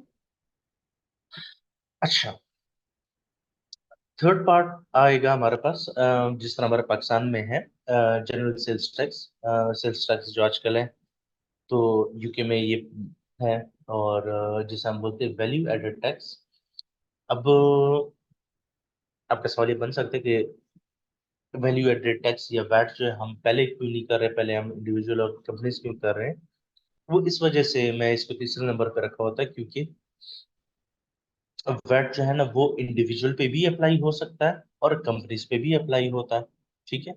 अब वैट में होता क्या है, अब अगर मैं आपको सिंपल एक सिनेरियो बता दूं ना, मैं एक मेरा एक छोटा मोटा शॉप है और मैं वो चला रहा हूँ। ठीक है। अब मैं जिसको सेल कर रहा हूँ उसे जनरल सेल्स टैक्स मैं ले रहा हूँ। ठीक है, मतलब अपने इनवाइस पे जनरल सेल्स टैक्स चार्ज करो और एक्स्ट्रा पैसे ले रहा हूँ। तो यूके में क्या होता है, मैं जो भी सेल करूंगा उस पर मैं 20% वैट चार्ज करता हूँ और मैं एक्स्ट्रा पैसे लेता हूँ इन टर्म्स ऑफ वैट, जो कि मैंने गवर्नमेंट को पे बैक करने होते हैं क्वार्टरली। ठीक है, हर 3 महीने बाद VAT रिटर्न सबमिट की जाती है और अपना रिटर्न प्रिपेयर करनी होती है और वो HMRC को पे करनी होती है फिर। अच्छा, उसके अगेंस्ट अब जाहिर बात जब मैं सेल्स कर रहा हूँ और मैं अपने कस्टमर से वैट चार्ज कर रहा हूँ, तो ऑब्वियसली मैं भी तो किसी से चीजें खरीद रहा हूँ ना, सप्लाईज हो गई हैं या मेरे जो रॉ मटेरियल है मैं भी तो किसी से परचेज कर रहा हूँ ना। तो मैं जिससे परचेज कर रहा हूँ वो भी तो मुझसे वैट चार्ज कर रहा होगा। तो इधर मैं कस्टमर से in terms of sales extra VAT ले रहा हूँ, चार्ज कर रहा हूँ, लेकिन उधर मैं अपने सप्लायर्स को भी वैट पे कर रहा होता हूँ। तो हमने एक रिटर्न बनानी होती है प्रॉपर, उसके एक प्रोफार्मा है, तो वो हम देखेंगे। इसमें हम ये देखते हैं कि भाई हमने कस्टमर से कितना वैट चार्ज किया एक्स्ट्रा और अपने सप्लायर्स को हम कितना वैट पे कर चुके हैं। तो इन दोनों का मर्ज करते हैं, हमारे पास एक नेट फिगर आ जाते हैं कि या तो हमने कस्टमर से ज्यादा चार्ज किया हुआ है या हमने सप्लायर्स को ज्यादा पे किया हुआ है। तो जो हमारे पास नेट अमाउंट आती है वो या HMRC को पेबल बन जाती है या रिसीवेबल बन जाती है। अच्छा, वैसे एक चीज आपस की बात है, पाकिस्तान में तो शायद रिफंड विफंड के ऐसे चक्कर नहीं होते हैं। यूके में आपको बहुत तसल्ली से आराम से बिना पूछे रिफंड मिलते हैं। अगर आपका टैक्स रिफंड बन रहा है, चाहे वो इंडिविजुअल टैक्सेस में बन रहा है, चाहे वो कंपनीज के में बन रहा है, ये आपको वैट रिफंड बन रहा है, तो आपको बिना पूछे रिफंड मिलते हैं। मैंने 1.4 मिलियन पाउंड तक का रिफंड देखा हुआ है वैट का, वेरी ऑनेस्ट, अपनी आंखों से उसमें मैंने काम किया हुआ है। तो वैट रिफंड इजीली आपको मिलते हैं, चाहे इंडिविजुअल के टैक्सेस हो या कंपनीज में कोई आपको रिफंड मिले। अच्छा, वैट में हम क्या देखेंगे, एक हम वैट को सबसे पहले हम अंडरस्टैंड करें कि भाई वैट होती क्या चीज है, किस किस पे अप्लाई होती है। अगर कोई कंपनी है उसके लिए क्या रूल्स हैं तब वो वैट रजिस्टर्ड होगी। अगर कोई इंडिविजुअल है उसके लिए क्या रूल्स है कि वो उसको वैट रजिस्टर्ड होना पड़ेगा। अच्छा, वैट रजिस्ट्रेशन की भी 3 4 मेथड्स हैं। वॉलेंट्री भी आप रजिस्टर हो सकते हो, और कंपल्सरी वैट रजिस्ट्रेशन है। कंपल्सरी वैट रजिस्ट्रेशन में 2 डिफरेंट तरह के रजिस्ट्रेशन है। एक कंपलसरी है, एक सॉरी फ्यूचर टेस्ट आप परफॉर्म करते हैं और एक हिस्टोरिक टेस्ट परफॉर्म करते हैं।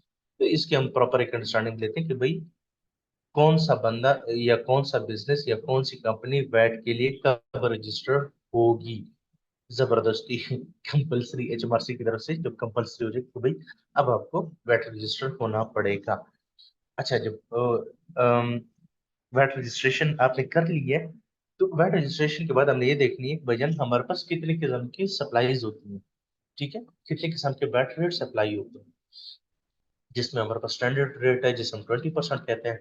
हमारे पास एक जीरो रेट आता है, एक एग्जेम्प्ट रेट आता है, एक रिड्यूस्ड रेट आता है जिसमें 5% अप्लाई होता है, एक नो वीएटी आता है। हाँ, यही रेट्स हैं। एक रिवर्स चार्ज आता है। तो ये डिफरेंट तरह के टैक्स रेट्स होते हैं वीटी में जो हमारे यूज होते हैं। तो इन तमाम टैक्स रेट्स को पहले तसल्ली से हम पढ़ेंगे, ये है क्या चीज। उसकी प्रैक्टिकली मैं आपको एग्जांपल्स दिखाऊंगा कि भाई इस तरह के जो बिल्स होते हैं, इस तरह के सप्लायर्स होते हैं, उस पर कौन सा वैट रेट अप्लाई होता है। हम एक प्रैक्टिकल एग्जांपल लेंगे, एक रियल डेटा लेंगे, बिल्स लेंगे, सेल्स लेंगे, बैंक स्टेटमेंट लेंगे क्लाइंट की, प्रॉपर उसकी बुक कीपिंग करेंगे, प्रॉपर उसकी क्या कहते हैं सेल्स को रिकॉर्ड करेंगे, उस पर वैट देखेंगे कितना आ रहा है, परचेज बिल रिकॉर्ड करेंगे उस पर कितना वैट आ रहा है, और हम अपनी वैट रिटर्न एक मैनुअली बनाएंगे और फिर हम सॉफ्टवेयर की पे भी देखेंगे भी सॉफ्टवेयर पे वैट रिटर्न किस तरह बनती है। तो इंशाल्लाह ये भी हम एक तसल्ली से करेंगे। अच्छा, वैट की स्कीम्स जो होती हैं, डिफरेंट तरह की वैट स्कीम्स है। कैश बेसिस है, एक्रूअल बेसिस है, फ्लैट रेट स्कीम है, मार्जिनल स्कीम है, पार्शियल एग्जाम स्कीम है। तो ये डिफरेंट तरह की वैट स्कीम्स है जो कि आप अपने बिजनेस को देखकर वो स्कीम्स आप अडॉप्ट कर सकते हो। अब हर एक स्कीम के अपने प्रोज एंड कॉन्स होते हैं, ऑब्वियसली वो हम डिस्कस करेंगे। किस टाइप के बिजनेस के लिए कौन सी स्कीम ज्यादा सुटेबल होती है, फिर उस स्कीम की क्या मतलब लिमिटेशन क्या है उसकी, उसमें वो स्कीम में एंटर होने के लिए आपके लिए क्या क्या रूल्स है, एंट्री बैरियर क्या है, जो भी रूल्स एंड रेगुलेशन है वो तसल्ली से हम देखेंगे। अच्छा, अगर आप वैट से डी रजिस्टर होना चाहते हैं, इसके क्या रूल्स और रेगुलेशन है, कैसा वैट डी रजिस्टर होता है, ये हम देखेंगे। वीटी सरचार्ज, अगर आप वैट रिटर्न वक्त पे जमा नहीं कराते हैं और आपको पेनल्टी पड़ती है, तो वो किस बेसिस पे आप पे पड़ती है, उसके क्या रेट्स हैं, वो चीजें हम तसल्ली से देखेंगे। अगर आपको वीटी में कोई एरर आ जाता है और आपसे आपने सबमिट कर दिया, तो उस एरर को ठीक कैसे करना है, तो ये सारी चीजें हम तसल्ली से करेंगे। अच्छा, और लास्ट सेक्शन जो हमारे पास आएगा सर, वो हमारे पास होगा कंपनी सेक्रेटेरियल का। कंपनी सेक्रेटेरियल में क्या चीजें हम देखेंगे, सबसे पहले हम ये देखेंगे सर कंपनी बनती कैसे है, कहाँ से बनती है, कैसे बनती है, क्या क्या रिक्वायरमेंट्स उसके लिए होती हैं। क्या पाकिस्तान से बैठ के कंपनी बना सकते हैं, बिल्कुल बना सकते हैं, कैसे बनाएंगे, हम वो करेंगे। ठीक है जी। उसके बाद हम वैट रजिस्ट्रेशन देखेंगे, जो कि अभी हम थोड़ी देर पहले भी डिस्कस किया कि वैट रजिस्ट्रेशन कैसे होती है, वो हम देखेंगे। PAYE registration, PAYE, PAYE stand for pay as you earn. अच्छा, पेई होता क्या है, एक बंदा जो जॉब कर रहा है और उसको जब सैलरी मिलती है और उसकी सैलरी से जो टैक्स डिडक्ट होता है, उसे हम पेई बोलते हैं, पे एज यू अर्न। ठीक है। तो पेई कैसे रजिस्ट्रेशन होती है, अगर एक कंपनी है, ये एक सोल ट्रेडर है, उसकी एम्प्लॉयज हैं, तो वो खुद को कैसे रजिस्टर कराएगा पेई के लिए।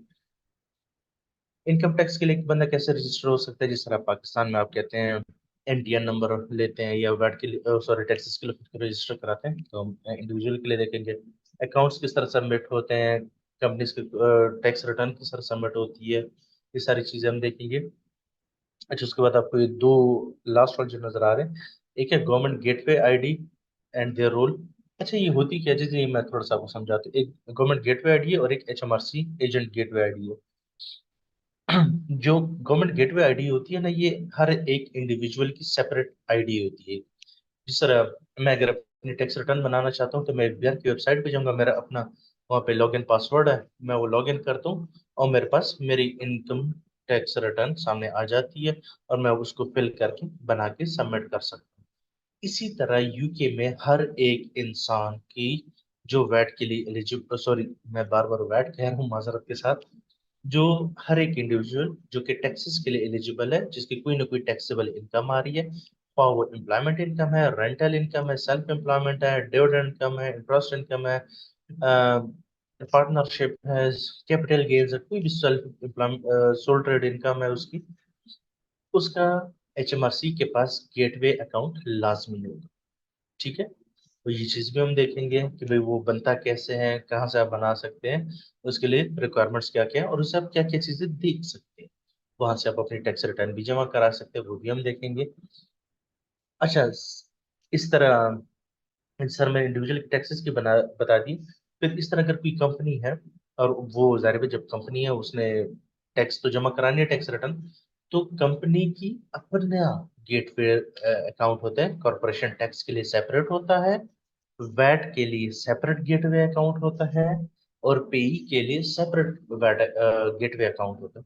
तो ये सारे गेटवे अकाउंट्स मैं आपको दिखाऊंगा, आपको उसमें क्या कहते हैं पूरा चक्कर को लगाएंगे, एक एक चीज देखेंगे कहाँ पे हमें कौन कौन सी चीज मिलती है, क्या क्या इंफॉर्मेशन हमें कहाँ कहाँ से मिल सकती है, तो वो सारा मैं आपको दिखाऊंगा रियल लाइफ डेटा से। अच्छा, उसके बाद HMRC एजेंट गेटवे अकाउंट क्या होता है, जो मैंने अभी आपको इंडिविजुअल के लिए बताई है ना, कि हर एक टैक्सेस के लिए सेपरेट गेटवे अकाउंट होता है। अच्छा, HMRC एजेंट गेटवे अकाउंट ऐसा होता है सर, यूके में, जिस तरह पाकिस्तान में भी काफी सारी अकाउंटेंसी फर्म्स हैं जो पाकिस्तानी टैक्सेस वगैरह देखती है, इस तरह ऑब्वियसली यूके में भी होती हैं, जिस तरह मैं जिस कंपनी के साथ इंटैक्ट हूँ। अब हम चूंकि HMRC के साथ एज एन एजेंट रजिस्टर्ड होते हैं, ठीक है, तो हमें HMRC इटसेल्फ एक आईडी प्रोवाइड करती है एज एन एजेंट। अब उसका हमें फायदा क्या होता है कि उसमें हमारे पास जितने भी क्लाइंट्स हैं, ठीक है जी, चाहे हमारे पास 10,000 क्लाइंट्स भी हो ना, 10,000 कंपनीज भी हो, या 10,000 इंडिविजुअल भी हो, ठीक है, उन तमाम का डेटा हम उस एक आईडी से एक्सेस कर सकते हैं। ये होती है HMRC गेटवे आईडी, जो कि मैं आपको दिखाऊंगा, रियल HMRC गेटवे आईडी। अब मैंने आपको एक और चीज भी बताई थी इंडिविजुअल में, कि कॉर्पोरेशन टैक्स के लिए अलग से गेटवे आईडी होती है, पेई के लिए अलग से होती है, वैट के लिए अलग से होती है। हमारे पास उसी एक आईडी में ये चार डिफरेंट मॉड्यूल्स होते हैं। ठीक हो गया। अच्छा, अब लेट्स से अगर मेरे पास एक क्लाइंट आया है, और वो कंपनी के अकाउंट्स हमसे बनवा रहा है, और हमने उसकी कॉर्पोरेशन टैक्स रिटर्न जमा करानी है। अब जाहिर बात है, उस कंपनी का अपना गेटवे अकाउंट तो होगा, लेकिन उसको मैं अपने गेटवे अकाउंट पे लाता कैसे हूँ? मैं जाता हूँ अपने गेटवे अकाउंट पे, जो हमारा एजेंट गेटवे अकाउंट है, वहां पे मैं HMRC को रिक्वेस्ट करता हूँ कि ये फला बंदा मेरा क्लाइंट बना है, तो इसको मैं अपने पोर्टल पे लाना चाहता हूँ, मैं इसका एजेंट बनना चाहता हूँ। उसका सिंपल तरीका होता है, उसकी बेसिक इन्फॉर्मेशन होती है, उसके कंपनी नंबर डालना होता है, उसका UTR नंबर जो होता है, जो टैक्स नंबर होता है, जिस तरह पाकिस्तान में हमारा NTN नंबर होता है, यूके में UTR बोलते हैं, यूनिक टैक्स रेफरेंस नंबर उसे बोलते हैं। वो हम डालते हैं, एड्रेस डालते हैं, और एप्लीकेशन सबमिट कर देते हैं HMRC को। अब हमारे पास वो, हमने जो एप्लीकेशन सबमिट की वो फिलहाल पेंडिंग आ रही होती है। क्यों? क्योंकि HMRC वो रिक्वेस्ट जब एक्सेप्ट कर लेता है, वो फिर एक लेटर इशू करता है हमारे उस क्लाइंट को जिसका हम एजेंट बनना चाह रहे हैं। ठीक है, वो उसको एक लेटर इशू करता है, उसमें एक कोड होता है, सही ऑथेंटिकेशन कोड होता है। अब चूंकि हमारे पास, हम एज एन एजेंट, हमारे पास वो एप्लीकेशन अभी तक पेंडिंग इस वजह से आ रही है क्योंकि हमारे पास अभी तक ऑथराइजेशन कोड नहीं आया है। तो जब वो कोड हमारे क्लाइंट के पास पहुंचता है, तो वो हमें कॉल करेगा या ईमेल करेगा, हमारे ऑफिस आएगा कि यार मुझे इस तरह HMRC का लेटर है, उसमें ये कोड है। तो हम कहेंगे जी बिल्कुल ये हमें चाहिए, हमने आपको अपने पोर्टल पे एज एन एजेंट ऑथराइज करना है। वो हमें वो कोड दे देता है, हम वो कोड वहाँ पे डाल देते हैं, और हम उसके एजेंट ऑथराइज हो जाते हैं। फिर हमें कोई भी इंफॉर्मेशन चाहिए हो HMRC से रिलेटेड उस स्पेसिफिक क्लाइंट की, हमें क्लाइंट को कॉल करने की जरूरत नहीं पड़ती है, हम खुद ही वो डेटा HMRC से गैदर कर सकते हैं। हम HMRC से अपने क्लाइंट के बिहाफ पे बात भी कर सकते हैं, एक किस्म के एडवोकेसी कर सकते हैं, मतलब HMRC के बिहाफ पे हम क्लाइंट्स HMRC, सॉरी, हम एज एन एजेंट HMRC से अपने क्लाइंट के बिहाफ पर सारे टैक्स मैटर्स खुद ही डील कर सकते हैं। ये होता है हमारा HMRC एजेंट गेटवे। तो ये हमारा एक डिटेल्ड, आपको मैंने एक ओवरव्यू दी कि हम इस कोर्स में क्या क्या चीजें देखेंगे, क्या कैसे कैसे हम ये चीजें परफॉर्म करेंगे। I hope and I believe कि मैंने आपको थोड़ा सा अच्छे से गाइड किया होगा, लेकिन किसी चीज़ में अगर आपको कोई कंफ्यूजन आ रही है, तो मैं आप लोग को टाइम देता हूँ। आप लोग रेज हैंड का ऑप्शन यूज कर सकते हैं, एंड यार आप में से जिसने भी मैसेजेस किए किए हुए हैं ना, मैं थोड़ा सा मैसेज की तरफ मेरा ध्यान रहता है नहीं, टू बी वेरी ऑनेस्ट। तो आप लोग के लिए मेरी सजेशन ये होगी कि आप रेज हैंड कर लिया करें। मैं आपका नाम कॉल करूंगा, आप फिर अपना क्वेश्चन पूछें एंड फेस टू फेस बात करेंगे, ठीक है? तो आप में से जिसके भी कोई क्वेश्चंस है, आई नो थोड़ा सा टाइम आप लोग को लगेगा क्योंकि रेज हैंड बहुत सारे आएंगे अभी। तो सबके आंसर्स, क्वेश्चंस का आंसर मिलेगा, लेकिन थोड़ा सा तसल्ली से। अच्छा जी, किसका भी क्वेश्चन है आप अपना रेज हैंड कर सकते हैं। अच्छा, फर्स्ट क्वेश्चन आया जैगम, सॉरी अगर मैंने आपका नाम गलत प्रोनाउंस किया। जायफम। अस्सलाम वालेकुम। आपको आवाज़ आ रही? जी वालेकुम सलाम, कैसा सर? आपको आवाज़ आ रही है सर? जी जी बिल्कुल आ रही है आपकी आवाज। सर मैं बेसिकली लंदन से हूँ। और बेहतर। मैंने थोड़ा सा आपसे ये पूछना था कि यहाँ पे जैसे फॉर एग्जांपल जो मतलब जिनको हम कहें देसी अकाउंटेंट्स हैं, तो हाँ हाँ। वो लॉसेस डिक्लेयर करके या फिर जैसे भी करके वो काफ़ी ज़्यादा जो हमारी ये कम्युनिटी है उनको, जैसे टैक्सी ड्राइवर्स हैं या जिनकी छोटी मोटी शॉप्स है, सेल्फ एम्प्लॉयड हैं, तो उनको वो कर रहे होते हैं। क्या हमें उस तरह से भी बताया जाएगा फॉर एग्जांपल, क्योंकि जो वो ऑलरेडी सेल्फ एम्प्लॉयड में है तो वो अपना अकाउंटेंट इतनी जल्दी चेंज नहीं करते। तो जिस तरह से उनका ऑलरेडी एक अकाउंटेंट काम कर रहा होता है, लॉसेस ज़्यादा शो करवा रहा होता है या फिर वो कैश कैश में आपको पता है ऑलरेडी, तो वो भी हम्म। हमें साथ में बताया जाएगा। यार देखो, मैं आपको सीधे सीधे तरीके बता दूंगा जो कि थोड़े हम्म से क्या कहते हैं, लीगल तरीके हैं। मैं आपको हम्म। बता दूंगा। बाकी यार भाई देखो, दो नंबरी हर जगह होती है, ऐसा नहीं है कि नहीं ओबियसली। होती। ठीक है। अब जाहिर बात, हम एज अ देसी हमारी फर्स्ट अप्रोच ये होती है कि भाई हमें टैक्स ना देना पड़े और हमारे अकाउंटेंट पैसे ज्यादा ना मांगे। हमारे एग्जैक्ट। लिए यही दो मेन मोटिव्स होते हैं। तो ऑब्वियसली एग्जैक्ट। आप क्लाइंट को लो बॉलिंग पे ही अट्रैक्ट कर सकते हो। और यार अकाउंट्स में अमेंडमेंट करना, वो फिर उसके बहुत सारे तरीके हैं। बिल्कुल तो सर, चल इसको एथिकली जो अगर हम कहें तो आप हमें वो बताएंगे लोग कर क्या रहे होते हैं। यार यार एथिकली मैं आपको सारा कुछ बता दूंगा। और अब अनएथिकल बताना मेरे ख्याल में थोड़ा सा मुनासिब नहीं है। जी बिल्कुल। बिल्कुल। और ठीक सर है। दूसरा क्वेश्चन ये है कि अकाउंटेंट्स क्या चार्ज कर रहे होते हैं, बिकॉज मेरा आईटी से बैकग्राउंड है और हम्म। मेरा अकाउंट से बिल्कुल भी कोई बैकग्राउंड नहीं है, लेकिन मुझे इसमें इंटरेस्ट है और मैं ये कोर्स करना चाह रहा हूँ। तो सिर्फ एक आइडिया लेने के लिए पूछना चाह रहा हूँ। यार इसका तो मैं आपको बड़ा देसी सा जवाब दूंगा कि कितने चार्ज कर। सर जी। ये तो होता है जैसा मुंह वैसी चपेड़। बिल्कुल। अब इसके मुराद ये है ना कि जितने में बकरा फंस गया। हम्म। ठीक है। अब अगर मैं आपको सिंपल बात बताऊं तो कंफर्मेशन स्टेटमेंट फाइल करने के जो, मैं आपको पहले की बात बता रहा हूँ, साल दो पहले की, जब कंफर्मेशन स्टेटमेंट फाइल करने की फीस 13 पाउंड होती थी, हम्म। तो हमने 13 पाउंड पे भी लोगों के लिए कंफर्मेशन स्टेटमेंट फाइल की है और 250 पाउंड पे भी फाइल की हुई है। हम्म।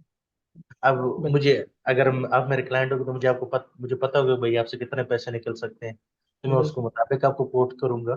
हाँ, मैं आप लोग को एक बेस जरूर बता दूं कि भाई नॉर्मल मार्केट में क्या रेट चलता है। अब देखो, पैसे कभी भी इस तरह नहीं डिसाइड होते कि भाई टैक्स रिटर्न बनानी, हाँ मैं आपसे लेट्स से 100 पाउंड लूंगा, नहीं, ऐसे कभी भी नहीं हम्म होता। आप पहले डेटा चेक करते हो भाई उसका काम कितना है। ठीक है। हम्म। अब अगर मैं आपको प्रीवियसली बताऊं तो हमारी एक बेस प्राइस होती थी 50 पाउंड। ये मैं आपसे 3 साल पहले का बता रहा हूँ, वो मुझे सेटअप बहुत पसंद आया था। हम्म। हमारी बेस फी जो होती थी किसी भी टैक्स रिटर्न के लिए, वो 50 पाउंड होती थी। ठीक है। ओके। उसके बाद उस बंदे की जितनी भी सोर्सेज ऑफ इनकम ऐड होती थी ना, तो पर source of income 50 pound add होती जाती थी। हम्म। सही है। आ, अब ये 50 पाउंड तो मंथली? आप, मतलब 50 पाउंड तो आपने मुझे देने ही देना है। उसके बाद अगर आपकी एम्प्लॉयमेंट इनकम है तो 100 पाउंड हो गए, और रेंटल इनकम है तो 150 पाउंड भी साथ हो गए। अगर सेल्फ एम्प्लॉयमेंट है, सेल्फ एम्प्लॉयमेंट के अक्सर हम 100 पाउंड एक्स्ट्रा चार्ज करते थे। तो इस तरह से भी होता है और फिक्स पे भी चल रहा होता है, तो डिपेंड करता है कि किस तरह का क्लाइंट है आपके पास। और ये ईयरली होता है? अब ऑब्वियसली टैक्स रिटर्न ईयरली होती है, हाँ। आपको मेन पैसे जो आपको बनते हैं वो बुक कीपिंग से बनते हैं, और ये वैट वगैरह से आपको पैसे बनते हैं, साफ सी बात है, क्योंकि ये बिल्कुल। मंथली चल रहा होता है। बिल्कुल ठीक है। और सर देसी प्रैक्टिस जो है, जैसे कि मैं इंडिविजुअल हूँ, तो मैं एजेंट अपना गेट पे ले सकता हूँ या फिर फिर उसके एजेंट लिए की आपको फिर जरूरत नहीं है। अभी आपको उसके एजेंट की जरूरत नहीं है। एजेंट आप तब खुद को रजिस्टर कराओ ना जब आपके पास कम से कम 100 क्लाइंट हो जाए। All all right. ठीक है। और क्योंकि थैंक आप देखो, मैं आपको सिंपल तरीके बताता हूँ। आपको एजेंट गेटवे की जरूरत नहीं है। आप हम्म, आपका जो भी क्लाइंट बनेगा, अगर आपने उसकी टैक्स रिटर्न जमा करानी है, वो आपको अपना गेटवे अकाउंट लाजमी देगा, क्योंकि उसके बगैर हम्म, उसकी रिटर्न होनी नहीं है। ठीक है। जब वो आपको अपनी डेटा प्रोवाइड कर रहा है, गेटवे अकाउंट दे रहा है, तो आप उसी से टैक्स रिटर्न बनाओ। बिला वजह के क्यों एजेंट की वो ख्वारी टालनी। हाँ, आप अल्लाह करे आपके बिजनेस इतने एक्सपैंड करके आपके पास 100, मेरी एजम्पशन के मुताबिक आपके पास अगर 100 तक क्लाइंट है, तो आपको मेरे ख्याल में एजेंट बनने की जरूरत नहीं। alright, ठीक है। ठीक ठीक। बाकी सर आपने वो ऑलरेडी वो बता दी हुई है आउटलाइन सारी।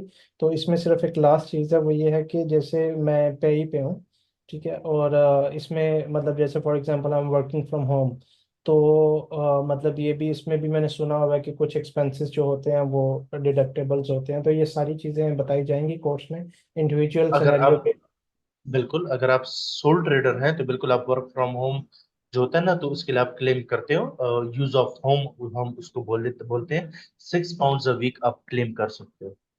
ओके। ठीक ऑलराइट, है। ऑलराइट, ऑलराइट सर, और थैंक चलो, thank you so much. You. जी, तैमूर बाबर साहब।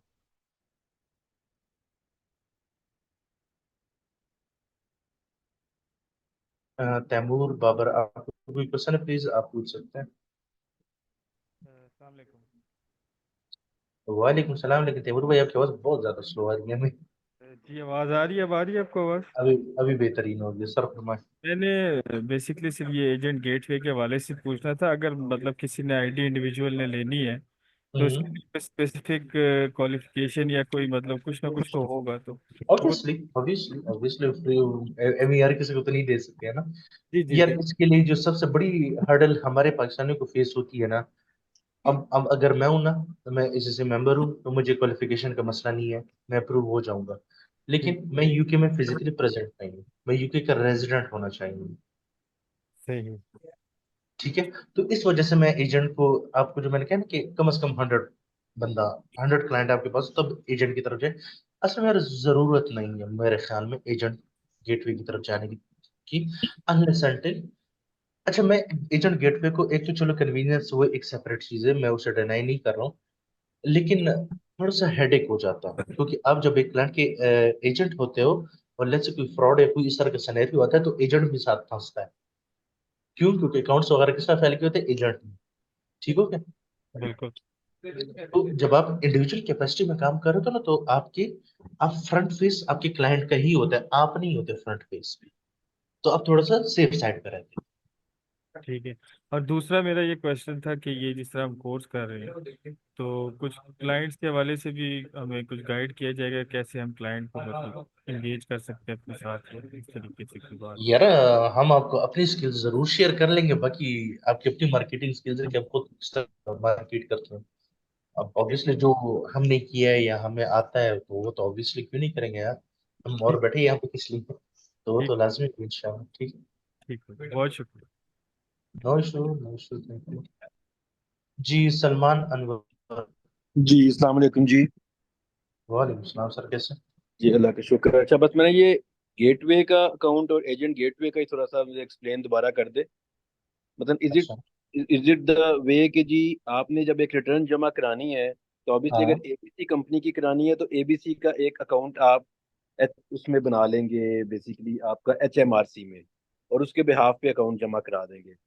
और अगर आपने एजेंट का ये है कि मैं अपना एज ए अकाउंटेंट या एज ए टैक्स कंसल्टेंट मैं अपना अकाउंट लूंगा और उस अकाउंट में मैं 10-12 जितने भी मेरे क्लाइंट्स हैं उन सब की अपने अकाउंट से रिटर्न जमा कराऊंगा। Exactly, you are right. ठीक है। एग्जैक्टली ऐसा ही होता ठीक। है। मैं शायद उस वक्त इस तरह से नहीं एक्सप्लेन कर पाया, वो आपने चूंकि वो बात इस तरह छेड़ी, तो मेरे मन में आ गया कि नहीं यार, ऐसे बोलना चाहिए था मुझे।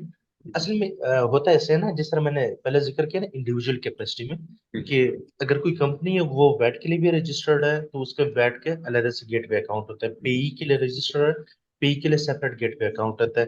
कॉर्पोरेशन टैक्स के लिए ऑब्वियसली उसका सेपरेट गेटवे अकाउंट होगा। तो मुझे जो, मैं as an agent, as an accountant, मैं यूके में बैठा हूँ, मेरी अपनी फर्म है। जी मुझे जी। जो एजेंट आईडी बनी हुई है, और लेट्स से सलमान साहब जो है ना, आपकी कोई कंपनी है, आप मेरे क्लाइंट बनते हो, ठीक है। तो अब आपके अपने पर्सनल गेटवे अकाउंट्स तो बने हुए हैं अपनी आपकी कंपनी के। अब उसको मैं अपने एजेंट पे लाना चाहता हूँ, जो मुझे एचएमआरसी की तरफ से आईडी मिली हुई है। तो मैं आपको एक रिक्वेस्ट भेजूंगा, पेई के लिए भेजूंगा, एक वीएटी के लिए रिक्वेस्ट भेजूंगा और एक कॉर्पोरेशन टैक्स के लिए रिक्वेस्ट भेजूंगा, जो कि एचएमआरसी को रिक्वेस्ट करूंगा, एचएमआरसी आपको लेटर भेजेगी और आप मुझे फिर वो ऑथेंटिकेशन कोड भेजेंगे। तो मैं वो कोड डाल के मैं आपका एजेंट डिक्लेयर हो जाऊंगा। फिर जब भी मैं आपकी वीएटी रिटर्न सबमिट करूंगा, पेई पेरोल हर महीने सबमिट करूंगा, या आपके साल के आखिर में कंपनी के अकाउंट सबमिट करूंगा, कॉर्पोरेशन टैक्स सबमिट करूंगा, तो मैं आपको नहीं कहूंगा कि सलमान साहब जरा अपना आईडी पासवर्ड दीजिए कि मैंने आपके अकाउंट सबमिट करना। वो फिर मैं अपनी एजेंट गेटवे आईडी से ही सबमिट करूंगा। ठीक, ठीक। Understand. Thank you. No issue sir, no issue. जी इमरान साहब, आपको भी क्वेश्चन है, प्लीज आप पूछ सकते हैं। अस्सलाम वालेकुम सर, क्या हाल है आपके? अल्लाह का शुक्र है सर, आप सुना, आप कैसे हैं? अल्लाह का शुक्र, ठीक ठाक। मैं थोड़ा सा अपना इंट्रोडक्शन देता हूँ। मैं सीए एसीसीए दोनों क्वालिफाइड हूँ। और मैं माशाल्लाह माशाल्लाह, और मैं उस्ताद कैसे हैं सर? नहीं नहीं सर, ऐसी कोई बात नहीं है। नहीं, आप मैं बाकी मेरे उस्ताद हैं, हम तो आगे तो अपनी सिर्फ नहीं इस नहीं सर, आप हमारे उस्ताद हैं। बेसिकली मैं जजाकल्लाह। ये फ्रीलांसिंग ही करता हूँ अभी, टोटली ये यूके टैक्सेशन के ऊपर ही। मैंने कोई क्लास जबरदस्त। वगैरह तो नहीं लिए कभी, वो एचएमआरसी की वेबसाइट से हमेशा जाके देख के पढ़ वढ़ के वो। आपको वाह, तो पता है हम जब पढ़ने बैठते हैं एसीसी और सीए के अंदर, वो किस तरह से हमारी एक जो रिसर्च होती है हम सबकी, तो बस वो ये पढ़ पढ़ सबसे के। अच्छा तरीका है, ये सबसे जी अच्छे सर। तरीके हैं चमस्ती से सीखने वाले, सीरियसली। हाँ, जी तो वहां से सीखी है। तो एक कोर्स लेने का मकसद बेसिकली ये था कि जब वो मैंने कोर्स आउटलाइन देखा तो उसमें मैं खुद बहुत सारी चीज़ों में जो है वो एक डिफिकल्टी फेस करता था। नॉर्मली R&D चीज़ें हो गई, या पार्टनरशिप के रिटर्न्स हो गए, या वैट की और डिटेल चले जाएं। जैसे सेल्फ एम्प्लॉयड है, सेल्फ एम्प्लॉयड में बस सैलरीज कर लिया, ज़्यादा सेल्फ एम्प्लॉयड कर लिया। अब रेंटल चीज़ें हो गई या स्टॉक वाली चीज़ हो गई, तो वो उसमें थोड़ी सी आपको एक चाहिए होता है अपॉइंट। तो ये ठीक है। कोर्स लेने का बेसिकली मकसद यही है। तो कोर्स आउटलाइन मुझे काफ़ी एक अच्छा लगा, और मैंने आपका ओरिएंटेशन वगैरह 2-3 क्लासेस देखी थी, यूट्यूब पे अवेलेबल थी, तो वो हम्म। काफ़ी मुझे अट्रैक्ट की, तो मैंने ये की। बाकी है कि एक क्वेश्चन खाली एक छोटा सा मेरा है, मैं वो एक क्लाइंट है उसमें फंस गया हूँ, अगर आप मेरी हेल्प आउट कर सकें। जी वो जी। एक प्राइवेट कंपनी है बेसिकली, वो क्लोज कराने जा रहे हैं। अब उनके पास हाँ अच्छा खासा फंड भी पड़ा हुआ है, हाँ। तो वो उसको एज अ डिविडेंड डिक्लेयर कर दें, तो उसमें डिविडेंड का रेट तो ज़्यादा पड़ जाएगा, 40% तक वो चला जाएगा, वो 39 40,000। समथिंग है। हाँ। हाँ। बट वो मैं हम्म। भी एक चीज पढ़ रहा था, आज ही पढ़ रहा था, वो एचएमआरसी के अंदर क्या अपने सेल्फ एम्प्लॉयड में एक वो चीज क्लेम कर लें, इंटरप्रेन्योर रिलीफ जो होता है, बिजनेस एसेट डिस्पोजल रिलीफ, तो ये उसमें टैक्स हाँ रेट जो है हाँ। वो 10% लग जाता है। ये सही है? मैं सही हूँ, सही जी जगह जी पर हूँ? जी जी। बिजनेस एसेट डिस्पोजल हम उससे बोलते हैं। जी और जी वो जी। आपको सीजीटी में अगर आप उसके लिए क्वालिफाई करते हो, उसके लिए यार एक तो उसकी रूल्स बहुत ज्यादा कंडीशन है, होते जी हैं। जी जी जी, कंडीशन होल्डिंग में बहुत पीरियड है। ज्यादा सर। हाँ हाँ, वो दो मैंने सारी दो पढ़ ली। साल आपके पास होल्डिंग पीरियड उसका होना मोर चाहिए। देन 5% होल्डिंग होनी चाहिए आपके पास। और ये आप बात कर रहे हैं, जो आप 5% वाले सिनेरियो बता रहे हो ना, वो उसको वैसे तो इसमें सोल डायरेक्टर है, 100% उसकी ओनरशिप है, तो आई गेस ऐसा तो कोई मसला नहीं है कोई इसके अंदर। मसला हाँ। नहीं। आप एक तो बिजनेस एसेट डिस्पोजल भी कर सकते हो, ठीक है। अगर आप शेयर्स बेच देते हो तो बिजनेस एसेट डिस्पोजल ले सकते हो, जिसपे आपको 10% टैक्स देना पड़ेगा, ठीक हो क्या। जी जी। और ये भी आप ले सकते हो उसके ये कंपनी अलावा। बंद कर रहे हैं, ये बस कंपनी बंद कर रहे हैं। तो बेहतर ये है ना कि आप पहले वो क्लेम कर लो, ताकि आपको टैक्स कम देना पड़े, वरना डिस्क्लोजर के टाइम हाँ। पे सारे का सारा अमाउंट जो है शेयर होल्डर को मिलेगी। ठीक जी है, जी। और शेयर होल्डर को वो सारा एज ए डिविडेंड डिक्लेयर होगा, और उसके पर्सनल टैक्स रिटर्न में डिविडेंड के अपने टैक्स रेट से उस पर अप्लाई होंगे, तो वो टैक्स अच्छा। ज्यादा बनेगा, क्योंकि जाहिर बात डिविडेंड के टैक्स रेट्स ज्यादा हैं। और यहाँ पे अगर आपको इंटरप्रेन्योर रिलीफ छोड़ दे, जी जी। Business asset business disposal rate, ले लो, हाँ पुराना नाम हाँ, है। तो 10% आपको उस पर मिल जाएगी। तो 10% is much more lesser than 39.8% तो टैक्स इसकी रिटर्न। कंपनी अभी डिसॉल्व करा दें, या वेट करें रिटर्न फाइल करने का, सेल्फ असेसमेंट फाइल करने का, जो भी आएगा जनवरी में? रिटर्न फाइल कर दो आप। तो वो एसेट बेच क्यों नहीं देता किसी को? कोई एसेट है ही नहीं, बस मतलब नहीं, कैश है, सिर्फ शेयर, कैश है, सिर्फ मतलब कैश है। शेयर, शेयर्स बेच देना। हाँ हाँ, शेयर्स बेचते हैं। शेयर बेच देना, उसके बाद जो शेयर है ना, वो न्यू क्लास ऑफ शेयर बीच में लाए और वो किसी को बेच दे। चले ठीक है, ये जरा इसको एक्सप्लोर करते हैं उनके साथ बैठ के। देखिए, वो न्यू हाँ। न्यू क्लास ऑफ शेयर बीच में इंट्रोड्यूस करे, ordinary A ordinary B introduce जी करे। जी जी, समझ गया मैं।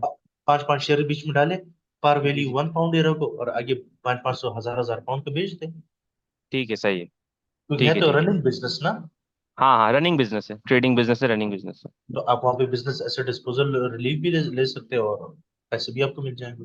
ठीक है, सही है। बस इसी तरह से क्वेश्चन आंसर आपके साथ जब क्लास चलेगी तो चलते रहेंगे इंशाल्लाह। चलिए, ठीक है जरूर। सर। ठीक है। Thank you so much. Much much. अच्छा। अच्छा सॉरी, मैं आपका नाम अगर गलत प्रोनाउंस करे, आपका रेज हैंड है जान सच हो। आई एम सॉरी, मुझे यही लिखा हुआ सामने नजर आ रहा जी है। वाले जी, ये लेक्चर मेरी क्लाइंट है आपको। आवाज आ रही है आपको? सर आपकी आवाज थोड़ी सी दूर से आ रही है, मैं समझ नहीं आ रही। लो, अब आ रही है? जी अब आ जी रही सर। है आपकी आवाज क्लियर? जी, ये मेरे क्लाइंट की आईडी उनसे लॉगिन किया मैंने। तो सर मेरे एक क्वेश्चन बाकी के काफी सारे क्लियर हो गए, बाकी जो पार्टिसिपेंट्स थे उन्होंने कर ली। मेरा जस्ट यही क्वेश्चन है कि अगर हम एजेंट से मार्केट से इनरोल्ड एजेंट अगर हमने उनके साथ समझे कि एफिलिएट होना है, तो उसके लिए हमें फिजिकली उधर होना पड़ेगा। और जो अगर मीन्स जो बंदा वहाँ फिजिकली, उसके लिए कुछ क्वालिफिकेशन और एक्सपीरियंस की रिक्वायरमेंट होती है, या तो बस सिटीजन हो, नेशनल हो, अच्छा इनरोल्ड ओके एजेंट? सर, थोड़ा सा हार्ड हुआ है मुझे सुनने में, लेकिन आपका जो क्वेश्चन है वो ये है कि एजेंट रजिस्टर होने के लिए रिक्वायरमेंट्स क्या होती है नॉर्मली, आप ये पूछना चाह रहे हैं राइट? जी जी, ऐसे। जी अच्छा जी, यार, ऐसे एक ही आप। मेन ये है कि लेट्स अगर मैं यूके जाता हूँ तो मेरे वहाँ पे फिजिकली प्रेजेंट होना, मैं यूके का रेजिडेंट होना चाहिए, तभी मैं यूके का एजेंट बन सकता हूँ, ठीक है। सेकेंडली क्वालिफिकेशन भी मैटर करती है, ठीक है। आप जितने भी जो मास्टर्स डिग्रीज है ना, उसकी कोई ना कोई एफिलिएशन आपके पास हो, एसएससी, एससी, आईसीएमए, आईसीएडब्ल्यू, एमबीए, इस तरह की क्वालिफिकेशन आपके पास होनी चाहिए। आपके पास एक्सपीरियंस मैटर करता है थोड़ा बहुत, ज्यादा नहीं, लेकिन मेन जो सिनेरियोज है वो ये हैं। और सेकंड, आपने ये देखना होता है कि आप अभी एचएमआरसी ने एक नई चीज बीच में डाली है कि एंटी मनी लॉन्ड्रिंग आप कर सकते हो या नहीं। उसके इनके अपना गाइडलाइंस है कि आप अगर उसमें पूरा उतरते हो तो एंटी मनी लॉन्ड्रिंग भी आप ही करोगे। अदरवाइज अगर आप एजेंट रजिस्टर होते हो और आप एंटी मनी लॉन्ड्रिंग नहीं कर सकते, तो वो आप किसी थर्ड पार्टी से करानी पड़ेगी। मीन्स किसी और अकाउंटेंट से एंटी मनी लॉन्ड्रिंग करानी होगी अगर आप किसी नए क्लाइंट को हायर करते हो, ठीक है। बाकी सर्विसेज आप फिर खुद ही प्रोवाइड कर सकोगे, ठीक हो गया। जी सर, वो ठीक है। मीन्स कि अगर मेरा बैकग्राउंड अकाउंटिंग से नहीं है, मीन्स मास्टर मैंने कम्युनिकेशन में किया, आईटी में किया है, तो फिर मैं एलिजिबल नहीं हूँ एजेंट के लिए? यार देखो, आपके पास कितने क्लाइंट्स आ जाएंगे जिसके लिए आप टैक्स रिटर्न वगैरह बनाएंगे? नहीं, प्रॉपर इंशाल्लाह हमने कंपनी रिजेक्ट की है, कुछ सोर्सेज हैं तो उनके थ्रू हमारे मीन्स के उधर फिजिकल अपीयरेंस है काफी सारी, तो अच्छा, उसके थ्रू हम मैं फिजिकली आपको बता करा दूं, देंगे। इनिशियली जो है ना, आप क्लाइंट के ही गेटवे आईडीज यूज करें, उससे से ही करें आराम से। हाँ, जब आप एक सर्टन लेवल पे पहुंच जाए, आपके पास वॉल्यूम ऑफ क्लाइंट ज्यादा हो जाए, तो यूके में ऐसे बहुत सारी कंपनीज हैं जो अपनी फ्रेंचाइजीज बेचती हैं, ठीक है। आप किसी के साथ कोलैब कर सकते हो, किसी की फ्रेंचाइज ले सकते हो और उनका नाम यूज करके आप ऑटोमेटिकली एज एन एजेंट भी बन जाते हो, ठीक चलें सर, ठीक होगा, कंप्लीट। Okay okay sir. है। Okay, thank you. जी, अजीम मोहम्मद अयाज साहब। अस्सलाम वालेकुम सर, कैसे हैं आप? ठीक है, खैरियत से हैं सर? अल्हम्दुलिल्लाह, वालेकुम सलाम जी सर, फरमाइए क्या खिदमत करें आप?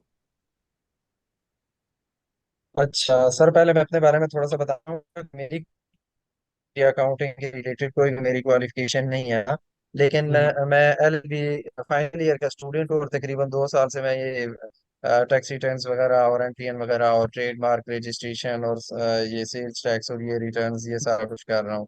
तो हम्म उससे मैंने वैसे एक लिंक देखा तो मैं इंटरेस्टेड था ये यूके में कंपनी फॉर्मेशन के हवाले से। और इस हवाले से एक्चुअली सर मैं अटक सिटी से बिलोंग करता हूँ, उसमें जो शाह वैली है वहाँ जो मेजोरिटी है वो फॉरेनर्स है ना, मतलब ओवरसीज है। हम्म तो जो हम्म ओवरसीज है वो सारे लोग जो है काफी सारी चीजें ऐसी भी हैं कि हमारे नेबर्स में भी आगे पीछे भी जो जिस हैं या इस तरह के डिफरेंट सेक्टर्स में वो जो है ना यूके में या यूएस में जो है वो सर्विसेज प्रोवाइड कर रहे हैं ट्यूटरिंग वगैरह के हवाले से या इस तरह ना। तो वो मेरे पास क्लाइंट्स आए थे, तो पहला सवाल तो मेरा ये है सर कि क्या मैं पाकिस्तान में बैठ के वहाँ पे ये कंपनी रजिस्ट्रेशन वगैरह और वहाँ की वेबसाइट्स के ऊपर जो है ये जिस तरह यहाँ पे हम अकाउंट क्रिएट करते हैं या रजिस्ट्रेशन करते हैं, तो क्या उस तरह की मैं एक्सेस यहाँ पे ले सकता हूँ या नहीं? और दूसरा, इसके अब लिए अरे एलिजिबिलिटी यार, क्राइटेरिया क्या है? हम पिछले 8 साल जी से कर रहे हैं यार, आप कह रहे हो कुछ भी नहीं है। इजी हो गया, सब कुछ हो सकता है ना। वीपीएन जो, अगर आपको लगता है ना कि कोई आपको बाहर की वेबसाइट एक्सेस करने होगी, कोई वीपीएन शीपीएन चाहिए होगा, हम पिछले 8 साल क्या, ऐसी ऐसी कंपनीज पाकिस्तान में बैठे हो जो पिछले 20-20 साल से कर रही हैं। ऐसा कोई हर्डल आपको नहीं है कि ना ऐसा कोई यस सर। सॉफ्टवेयर है जो पाकिस्तान में नहीं चल सकता, ना ऐसी कोई वेबसाइट है जो पाकिस्तान से नहीं एक्सेस हो सकती। नॉर्मल गूगल पे ना ही ऐसा कोई अकाउंटिंग सॉफ्टवेयर है, ना कंपनीज हाउस पे ऐसी कोई चीज है जो आप पाकिस्तान से नहीं सबमिट कर सकते हो, या HMRC पे ऐसी कोई चीज है जो आप पाकिस्तान से बैठ के नहीं कर सकते हो। पिछले 8 साल से तो भाई मैं कर रहा हूँ, जो कि मैं खुद ही गवाह हूँ, बाकी तो छोड़ दो यार। जी ठीक है सर, ठीक है। वो मैंने इस वजह से क्वेश्चन किया है सर कि काफी लोग ऐसे हैं जो ओवरसीज हैं, उनके यहाँ पाकिस्तान में नॉन रेजिडेंट के हिसाब से मैं रिटर्न फाइल करता हूँ। तो क्या मैं उनको उनकी कंट्री के रिगार्डिंग सर्विसेज दे सकता क्यों नहीं दे सकते? ये हम यहाँ पे बैठ के कर रहे नहीं है सारे। हूँ? ठीक है सर, ठीक है सर। दूसरा सर, ये एजेंट के हवाले से जो रजिस्ट्रेशन या जो आपने बात की है, इसके लिए क्या क्राइटेरिया है सर? अच्छा यार, एक सेकंड सब्र करो यार। एक मैं जो हूं ना, अब अगले सेशन में जो है ना, मैं ये एजेंट का नाम यहाँ से हटा दूंगा। सारे इंटरेस्टेड होते एजेंट में, हालांकि एजेंट आप लोग के काम की चीज नहीं है। एजेंट है प्रॉपर एजेंट से अकाउंटेंट्स के सर्विस लिए, जो प्रॉपर, प्रोवाइडर है बस। हाँ, वो एक फर्म है। वो उसका मेन कोर्स ऑफ बिजनेस ही यही, ठीक है ना। वो यूके में अवेलेबल होती है, उसने एक ऑफिस बनाया होता है, प्रॉपर वो बंदा क्वालिफाइड होता है, यूके में रह रहा होता है, वहाँ पे उसके अपने कॉन्टेक्ट्स होते हैं, लिंक्स होते हैं, उसके लिए वो ठीक है। हम पाकिस्तान से बैठ के एजेंट बन के, ना हमें कोई फायदा है। अगर कोई एक फायदा आप मुझे बता देना तो मैं आपसे कहूँ हाँ जी आप ठीक कह रहे हो। फायदा एटलीस्ट मुझे ऐसा कोई फायदा नहीं नजर आ रहा। हाँ, अनलेस सेंट्रल आप अगर कहो कि मेरे पास 150-200 क्लाइंट हो गया, फिर मैं वाला आपसे कहूँ कि भाई अब अपने लिए कोई बंदा ढूंढो कि जो वहाँ पे यूके में खुद को एजेंट रजिस्टर करा सकता है, क्योंकि आप तो पाकिस्तान में हो, आप तो एजेंट बन नहीं सकते। तो यूके में किसी फर्म के साथ कॉन्टेक्ट आप कर सकते हो, और आपको हाथों हाथ मिल जाएंगे ऐसे फर्म्स वहाँ पे। अच्छा, यूके में ये भी बड़ी मजे की चीज होगी वहाँ पे। हमारे आप लोगों ने कहावत सुनी होगी कि डॉक्टर और ये जो अकाउंटेंट्स जितने बूढ़े होते जाते हैं, इनकी वैल्यू थोड़ी बढ़ती जाती है, ठीक है। तो वहाँ पे जो बुढ़े अकाउंटेंट्स होते हैं ना, वो चाहते हैं कि हम रिटायर हो, तो वो अपनी फर्म्स बेचते हैं, ठीक है। तो आप उनके साथ अपनी सेटलमेंट कर सकते हो, उनसे खरीद भी सकते हैं। आप उनको कहते हैं भाई काम मैं संभालता हूँ, तुम 50% शेयर होल्डर हो, आधा तुम्हारा होगा आधा मेरा होगा, और तुम उसी के नाम पे सारा कुछ करते रहो यहाँ से। यार करने पे ओके, इस दुनिया में ऐसी कोई चीज नहीं जो हो नहीं सकती, लेकिन अगर आप करना, तो एजेंट को फिलहाल साइड पर रखें। अभी आप लोग सीख रहे हैं, सीखने के बाद आप लोग ठीक है प्रैक्टिस सर। करोगे, उसके बाद आप 4 क्लाइंट पकड़ोगे, फिर 5-7 हो जाएगी, फिर 8-10 हो जाएगी, फिर 15-20 हो जाएगी। यार आप इंशाल्लाह पाकिस्तान में बैठ के खुद ही इतना कर लो कि आपको एजेंट की जरूरत, मुझे प्रैक्टिकली सर पाकिस्तान में सर बैठ के मैंने एजेंट बनने की कोई जरूरत नहीं नजर नहीं आती। जी सर मैंने तकरीबन 2 साल में सर 800 परमानेंट क्लाइंट जो अपनी डायरी पे एनरोल कर लिए हैं सर। और यूके में भी सर 200 तो नहीं कह जबरदस्त, सकता, लेकिन 100 मैं कर लूंगा सर। मेरे भाई वहाँ पे यूनिवर्सिटी ऑफ एसेक्स में सर असिस्टेंट प्रोफेसर है, तो वो मैं यूटिलाइज करूंगा उन्हें। बेहतरीन हो गई तो अच्छी बात है। देखो, लिंक्डइन से बेहतर कोई सोर्स मुझे नहीं लगता कि आजकल इस दुनिया में है रिगार्डिंग प्रोफेशनल लाइफ। दुनिया जान की फर्म्स हैं, उनसे कांटेक्ट करो, उसको अच्छा प्रपोजल भेजो, भाई मेरे पास इतना क्लाइंटेल पड़ा हुआ है, मर्ज करते हैं, ये करते हैं वो करते हैं। देखो, मार्केटिंग आप अपनी करो अच्छे से, क्लाइंट्स भी आपके पास आते रहेंगे और फर्म्स आपको खुद ही अप्रोच करेंगे। यूके में एक टैक्स असिस्ट के नेम से एक कंपनी है जो कि अपने फ्रेंचाइजेस बेचती है, रोज मेरी के नेम से है, वो भी अपने फ्रेंचाइजेस बेचती है। इस तरह बहुत सारी कंपनीज है जो अपने फ्रेंचाइजेस बेचती है, आप उन्हीं का नाम यूज करते हो, वही एजेंट्स होते हैं, लेकिन आप ओनर होते हो। मतलब आप फ्रेंचाइज डील कर रहे हो एक किस्म की। जिस तरह आप कहते हो कि आपने KFC की फ्रेंचाइज ले ली है ना, तो इस तरह आप एक अकाउंटेंट की फ्रेंचाइज ले लेते हो, नाम उनका चल रहा है, एजेंट वो है, उनके अपने एक सर्टन परसेंटेज होगी, बाकी जितना आएगा आपका। Make sense? ठीक हो गया सर, थैंक यू सर। जी सलमान साहब, आपको क्वेश्चन है?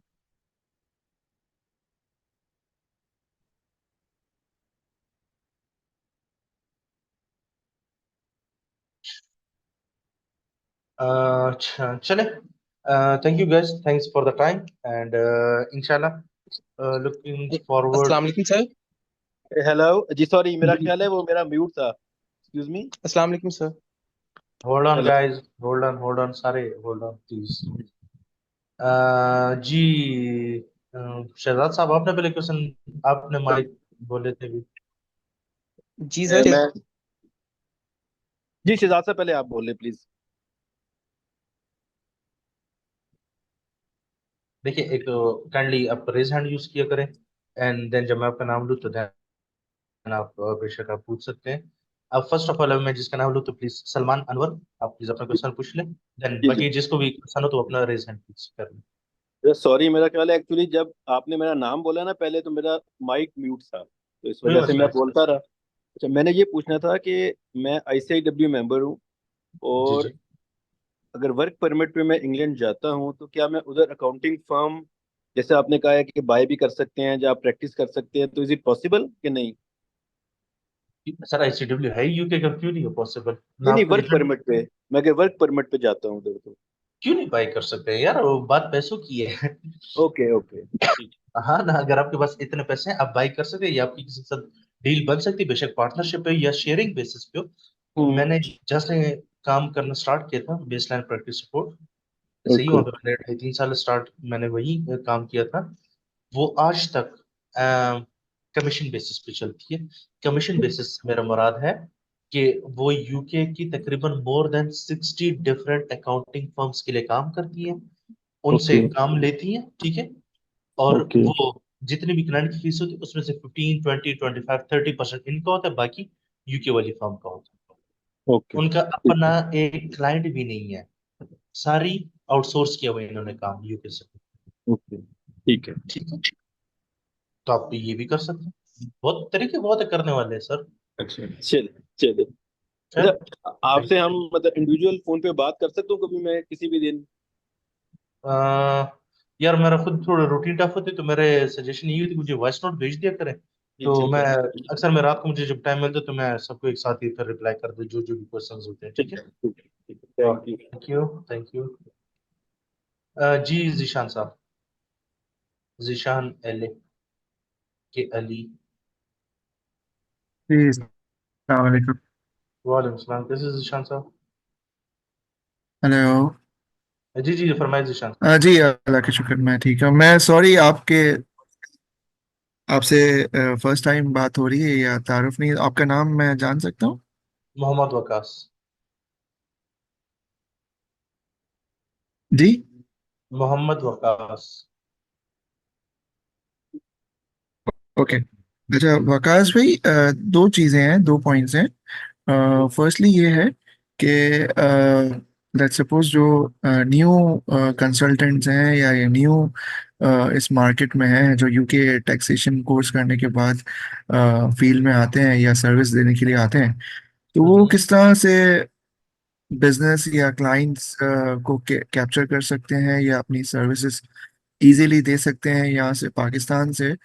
और किस तरह से है ना वो क्लाइंट्स को, क्योंकि अगर यूके का क्लाइंट है, यूके में अगर कोई क्लाइंट है तो वो प्रेफर तो वही करेगा ना कि मेरा जो कंसल्टेंट है वो यहाँ यूके बेस्ड हो, या जिसको यूके के रेजिडेंट हो, या यूके के laws and rules and regulation से ज़्यादा आगाही हो एज कंपेयर टू दूसरे कंट्री में कोई बंदा मौजूद हो। तो उसके लिए कम्युनिकेशन है, मीटिंग है, वो शायद और इजी, कंपैरेटिवली इजी शायद, क्लाइंट अपने अगर अपना पर्सपेक्टिव देखे तो। अच्छा, मैं इसका अगर और आंसर, सेकेंडली ये है कि मैं इसका पहले आंसर कर देता जी, हूँ तो और फिर सेकेंड, पूछिए। जी जी जी अच्छा जी देखिए, जी, आप जिस यस, पर्सपेक्टिव से बात कर रहे हैं ना, आप अपनी जगह ठीक कह रहे हैं, लेकिन आजकल जमाना बदल चुका है। आजकल फिजिकल इंटरेक्शन क्लाइंट्स के साथ एग्री, आपका ना होने के बराबर होता है, ठीक है। कुछ सही ऐसे है। आपको क्लाइंट्स मिलते हैं जो प्योर गोरे बुड्ढे वो जो होते हैं ना, वो बिल्कुल देसी होते हैं, ठीक है। जैसे हमारे देसी है ना, वो बिल्कुल पेपर वर्क वाले लोग होते हैं। हमारे पास इवन ऐसे भी हमारे पास क्लाइंट हैं कि जो क्या कहते हैं ना, महीने के एंड पे आते हैं और पूरे एक शापर पकड़ा के जाते हैं जिसमें सारे बिल्स और सेल इनवॉइसेस पड़ी होती है, ठीक है। फिर हम वो स्कैन करते हैं। तो क्लाइंट हर तरह के मिलते हैं, लेकिन 98% क्लाइंट आपको ऐसे मिलेंगे जो कि ना आप कभी उनकी शक्ल देखोगे, ना आप उनकी शक्ल कभी देखोगे, ना वो आपकी शक्ल देखेंगे। सारा कुछ फोन पे होता है, ईमेल्स के थ्रू होता है। अच्छा बात है क्लाइंट्स की, देखो मुझे पर्सनली लिंक्डइन सबसे ज्यादा पसंद है। लिंक्डइन से आपको हर तरह का क्लाइंट मिल सकता है, ठीक है। फ्रीलांसिंग प्लेटफॉर्म ऑब्वियसली ये एक अच्छा सोर्स है आपके पास, अगर आपको उसको यूज करना आता है और अच्छे से खुद को मार्केट करना आता है। उसके अलावा मुझे जो एक अच्छी टैक्टिक लगती है, मैं नॉर्मली फर्म्स को अप्रोच करता हूँ, ठीक है। जो मैं अपना काम कर रहा होता हूँ जॉब के अलावा, वो मैं फर्म्स को अप्रोच करता हूँ। उनको मैं क्या कहते हैं ना, अपना एक प्रपोजल भेजता हूँ। अगर मैं 50 60 को भी भेज देता हूँ, 2 3 4 5 से मुझे लाजमी रिप्लाई आ जाता है, ठीक है। उन 4-5 में से बहुत भी कम है, एक बंदे के साथ मेरी डील बन ही जाती है। तो उससे अगर मुझे 15-20 क्लाइंट मिल जाती है, उनके साथ मैं शेयरिंग बेसिस पे चला जाता हूँ। अगर मुझे वो 15% या 20% पे भी मैं उनके लिए काम कर लूँ ना, मतलब अगर वो 100 पाउंड कमा रहे हैं ना, और 100 में से 20 पाउंड मुझे देना, तो मुझे फिर भी फायदा ही होता है पाकिस्तान में। क्यों? क्योंकि अगर अकाउंट्स की जॉब है, मिनिमम 1200 पाउंड तो कहीं नहीं गए, 100 पर मंथ वो लाजमी क्लाइंट को चार्ज करते हैं। तो अगर 1200 पाउंड का क्लाइंट है, तो अगर उसको 20% या 15% में मुझे दे, 250-300 या 400 पाउंड बन जाते हैं। तो पाकिस्तान में भाई खुद ही हिसाब लगा लो कितने पैसे बनते हैं।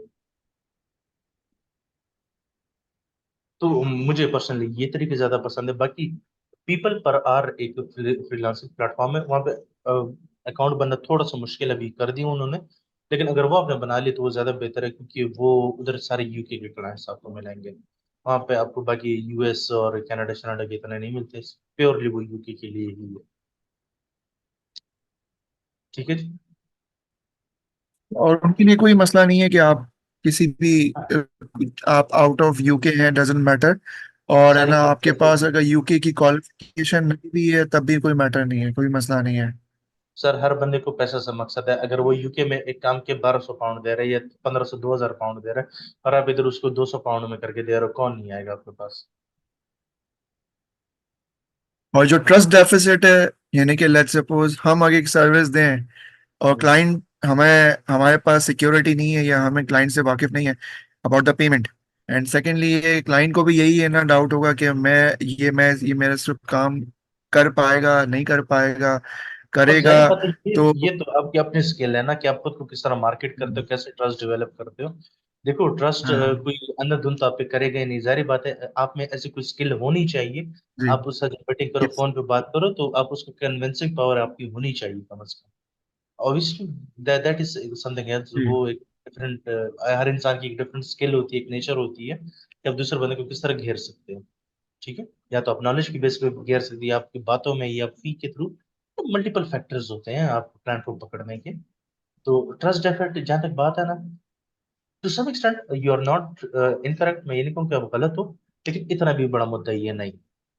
ठीक है? अगर इतना बड़ा मुद्दा होता तो ये दुनिया जान के लोग जो है फाइवर और ये अपवर्क और ये पीपल पर आ रही है लिंक्डइन पे लोग सर्विसेज ना मांग रहे होते। यस। ठीक। जी जी, मैं एग्री करूंगा, मैं वाकिफ हूँ। बस point point of asking is to have your experience, क्योंकि आप चूंकि रेगुलर या एक हम्म। आपने जैसे बताया कि आप सिंस 8 ईयर से काम कर रहे हैं, तो आप ज़्यादा इस चीज़ में आपका एक्सपीरियंस है। तो आपको भी जो मैं सवाल कर रहा हूँ ये यकीनन आपको भी इसका सामना करना पड़ा होगा शुरू में, when you entered this market शुरू में। मगर आपने अपनी मार्केट बनाई, अपना ट्रस्ट बनाया होगा, अपना नेम बनाया होगा या अपना क्लाइंट्स अच्छा, बनाए मैं होंगे तो अच्छा मैं टू बी वेरी ऑनेस्ट, ये ट्रस्ट डेफिसिट वाला आज तक कभी ये सिनेरियो नहीं है कि भाई ट्रस्ट नहीं। हाँ, ऐसे क्लाइंट जरूर मिले कि मुझे पैसे नहीं मिले, ऐसा हुआ है।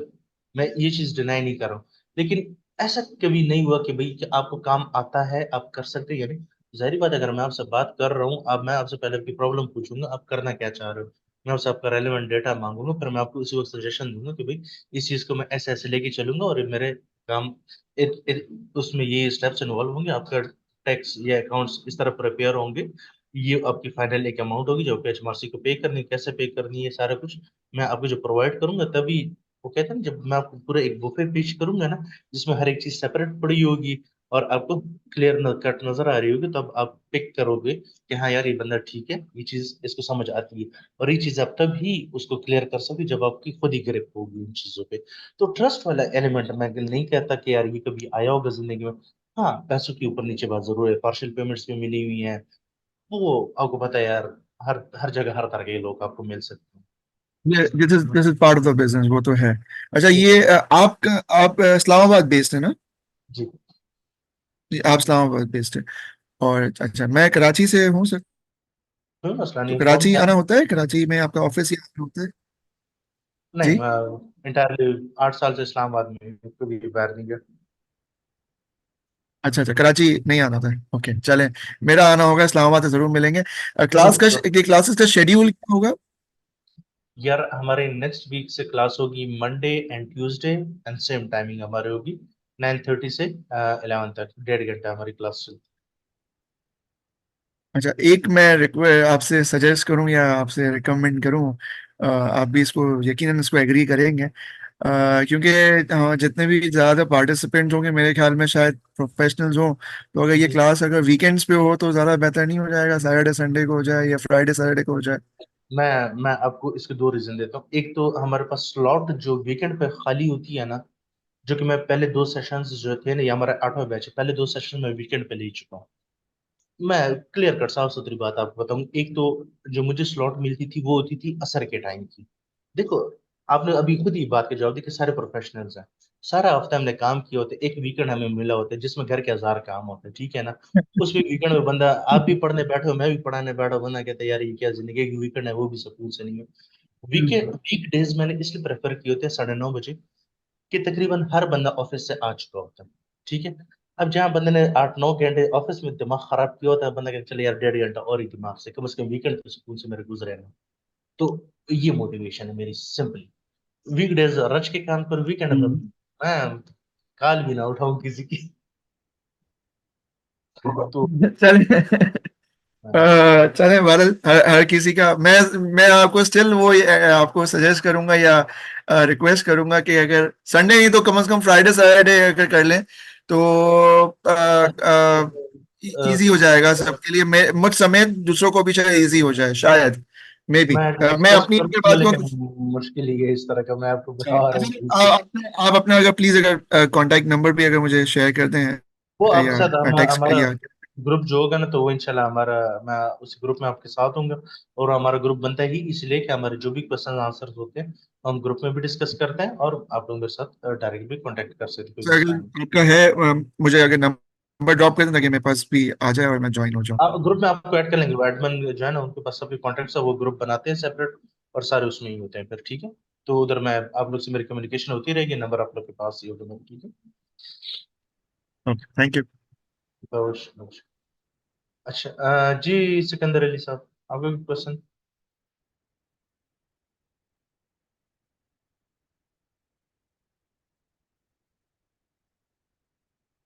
सिकंदर अली।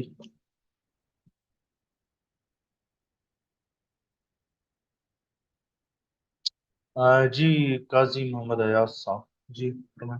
जी अच्छा अस्सलाम सर, मेरा वालेकुम एक और सर। क्वेश्चन था कि जो अच्छा, आवाज आ रही है आपको? अयाज भाई आप सिकंदर भाई, म्यूट कीजिएगा जी, सिकंदर भाई। कैसे हैं? खैरियत से हैं सर? आप खैरियत से हैं? अल्लाह का करम है सर, आप बताएं। अब माशाल्लाह आपने जिस तरीके से गाइड किया और जो इस मार्केट के बारे में बताया, मैं खुद एक सॉलिसिटर हूँ और यूके बेस्ड हूँ, इमिग्रेशन के जबरदस्त, केसेस करता हूँ। बेहतरीन, और जबरदस्त। जैसे आपने बताया माशाल्लाह, एक्यूरेट बताया आपने, और ये बहुत बड़ी मार्केट है जिसको कैप्चर करने की ज़रूरत है। बिल्कुल, ये तो है सर। अच्छा, अच्छा, मैंने जो आपसे इतनी देर से सेशन लिया, मैं सिर्फ आपसे डिस्कस करना चाह रहा था। द थिंग इज, मेरे पास बहुत सारे लिंक्डइन के ऊपर मैसेजेस आते हैं, मैं यहाँ पे SRA रेगुलेटेड सॉलिसिटर हूँ, कि हम्म लोग कहते हैं हमें कंपनीज फॉर्मेशन करनी है। हम्म तो मैं बेसिकली कंपनी वाले काम के अंदर नहीं हूँ। बहुत सारे मेरे पास पूरे दिन में a day I got 10 to 15 messages that हम we want to corporation a company in UK.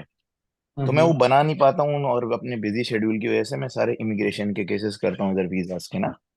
तो हम्म मैं सिर्फ आपसे ये पूछना चाह रहा था, अकाउंटिंग तो एक बहुत बड़ा एक फील्ड है, and this time hmm taking, और ये सारे टैक्सेस के सॉफ्टवेयर हैं, सारी चीजें देखनी होती हैं।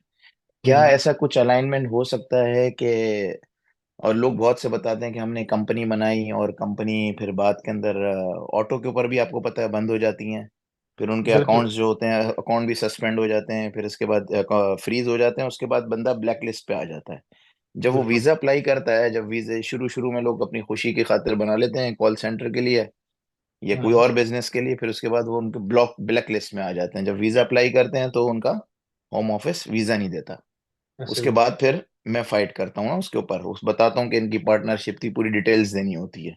ओके। फिर वो, सही। अच्छा, मैं आपसे सिर्फ ये पूछना चाह रहा था कि कोई इस तरीके का या इसी क्लास के अंदर हो जाए, या कोई इस तरह का सेशन हो जाए जो कंपनी रजिस्ट्रेशन है, हम्म वो मैं यहाँ से इनको लोगों को करके दे दूं। बिल्कुल और करेंगे, इसके बाद कंपनी में इस, समझे जी जी, इनकॉर्पोरेशन बिल्कुल हम करेंगे सर, क्यों नहीं करेंगे। अच्छा, जो जो अकाउंट्स वाला काम है ना, that is a hmm very long, और ये पूरे दिन इसके अंदर लग जाए, और इसका काम भी बहुत ज्यादा है यहाँ पे ना, बहुत सारा जो है ना लोगों के रिक्वायरमेंट होती है। मगर मैं उसमें पढ़ नहीं सकता हूँ क्योंकि मेरी एक सिर्फ इमिग्रेशन कंपनी है यहाँ अच्छा, पे यूके में। मैं आपकी जिंदगी आसान कर देता हूँ। कंपनी इनकॉर्पोरेशन पे आपको 20 से 25 मिनट मैक्सिमम लगेंगे। बिल्कुल मुझे पता है जी, बिल्कुल नहीं, मगर मुझे पता है किस तरीके के स्टेप है, मगर मैं चाह रहा हूँ एक प्रोफेशनल बंदे की तरह, जिस तरह आपका मुझे पता भी है थोड़ा सा बैकग्राउंड, आप जिस तरीके से काम कर रहे हैं एक प्रोफेशनल बंदे के साथ पता होता है ना, तो फिनिश प्रोडक्ट बहुत अच्छा निकलता है। तो नहीं, जिसमें इंशाल्लाह बिल्कुल आप कोई भी ऐसी कोई गलती की गुंजाइश नहीं होती है। आपको पता है कुछ कंपनीज होती हैं वो अपने अपफ्रंट फीस लेती हैं और बना के दे देती हैं, मगर मैं कुछ करना ऐसा चाहता हूँ कि that I will be knowing के what exactly the things is all about. मुझे पता है बहुत कंपनी फॉर्मेशन इजी है, मगर मैं ट्रेंड होना चाहता हूँ पहले ना, एक बिल्कुल दफा होगा। किसी बिल्कुल आप उससे। हम बताएंगे सर, बिल्कुल हम आपको तो बताएंगे फीडबैक मैं है। मेरा बस क्वेश्चन वो अगेन द क्वेश्चन इज के सिर्फ ये जो फॉर्मेशन वाला है, मैं हम्म। कोर्स के अंदर एनरोल भी हो जाऊं, दैट इज नो इशू, मगर मैं सिर्फ और सिर्फ फॉर्मेशन की हद तक रहना चाहता हूँ, not for the filing. Okay. Filing filing का एक पूरा एक इंडस्ट्री है, फिर उसके लिए पूरा एक सेटअप करो, फिर एक उसके लिए बहुत चक्कर है। I am busy with this immigration stuff ना, तो कोई क्योंकि मुझे मसला नहीं, मुझे आप ऐसे। मदद यूं पड़ी, मुझे रिक्वायरमेंट यूं पड़ी, बहुत से लोगों ने अप्लाई किया वीजा, उनके वीजे हम्म, रिजेक्ट हुए, द रीजन वाई उन्होंने ना टैक्सेस दिए थे और उनकी कंपनीज भी बंद हो गई 2-2 साल के बाद, और ब्लैक हम्म, लिस्ट हो गई हम्म। फेक एड्रेसेस की बिल्कुल वजह से। आपको पता ही होगी सारी चीजें आपको। बिल्कुल बिल्कुल वर्चुअल एड्रेसेस लिए होते हैं। बिल्कुल बिल्कुल बिल्कुल, वो लिए, और वो कंपनी एग्जिस्ट ही नहीं करती थी, तो उन्होंने क्या किया, जिनके नाम थे उनको नाम से डाल दिया, जिनके पासपोर्ट नंबर थे उनको पासपोर्ट से ब्लैकलिस्ट कर दिया। बिल्कुल ऐसे ही। फिर वो होम ऑफिस पे दें, आपको पता है अपील करनी पड़ती है, सारा सिलसिला आपको पता ही होगा। बिल्कुल ये तो है। वो तो मसले तो तो ऑब्वियसली बनते जब आप इस वो जी करते हैं इसके फिर। अंदर आप क्या हेल्प कर सकते हैं कि how we can start with this registration process. आप अगर आपके अब एडमिन या आप मुझे आप ऐसे कोई। कीजिएगा ना, आप जो हमारे एडमिन वाले हैं ना, जी जी उनसे मेरे बात कीजिएगा, तो आपके साथ एक कॉल अरेंज करा देंगे मेरी। तो जी आपके जी साथ बातचीत कर लेंगे फिर। तो देखते हैं, तो जिस तरह आप कहेंगे तो हम वो कर लेंगे। अब चूंकि जिस तरह अब आपकी एक स्पेसिफिक रिक्वायरमेंट है ना, आप सिर्फ जी जी रजिस्ट्रेशन वगैरह करना चाहते हैं ना। अब जी ऑब्वियसली जी। यहाँ पे और सर बाकी। मैं पाकिस्तान के लोगों की तरह जो है ना मदद भी करना चाहता हूँ, क्योंकि इसके अंदर बहुत सारे लोग गलत रजिस्ट्रेशन करके दे रहे हैं, फेक बना देते हैं। और हम्म, मैं अमेरिकन बार का भी मेंबर हूँ, मैं न्यूयॉर्क में भी और- केसेस करता हूँ। वो एलएलसी भी गलत बना देते हैं, आपको पता है एसएसएन कार्ड के ऊपर बीआरपी कार्ड पे गलत बना देते हैं, कुछ अरसे में कंपनी ही बंद हो जाती है। ऐसे ही है। धोखे तो हर तो जगह। हाँ जी, तो बहुत ज्यादा है, तो अब मैंने कहा चले, अब इतने सारे मेरे पास मैसेज आते हैं, तो मेरी रिक्वायरमेंट भी सिर्फ ये थी, I don't want to go for this stuff for the filing and other things, बस इसके ऊपर करना है, क्योंकि जो मैं आपको इतनी देर से सुनी इस वजह से रहा था, जिस तरीके से आपने बताया है, इतना ज्यादा लोग कोई भी कॉम्प्रहेंसिव नहीं बताते, और ये माशाल्लाह बहुत बड़ी मार्केट है जिस पे आप काम कर रहे हैं। नो डाउट बहुत है एवरी मतलब सेकंड भाई जो टैक्स नहीं देगा he will be out from the UK, very simple, out नहीं, पैसे सीधा। दो या जेल जाओगे। हाँ पैसे दो जेल जाओ, जो जिनका आईएलआर है वो भी नहीं होगा, बीआरपी भी क्लोज हो जाएगा, बहुत सारे मसले हैं।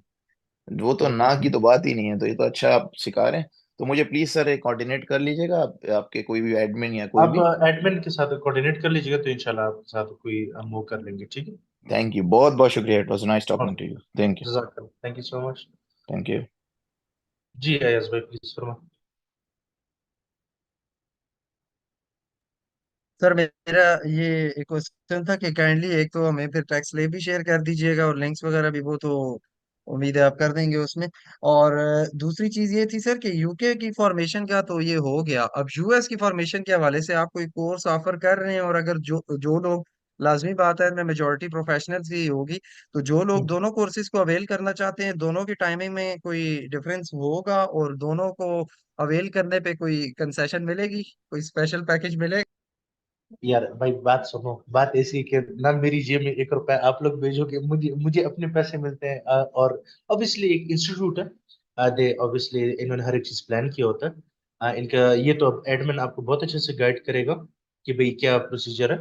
ऑब्वियसली टाइम कांस्टेंट तो बिल्कुल नहीं है, क्योंकि हर एक क्लास सेपरेट है, क्योंकि काफी स्टूडेंट्स हमारे पास होते हैं जो मल्टीपल कोर्सेज में एक साथ एनरोल्ड होते हैं, यूएस यूके यूएई।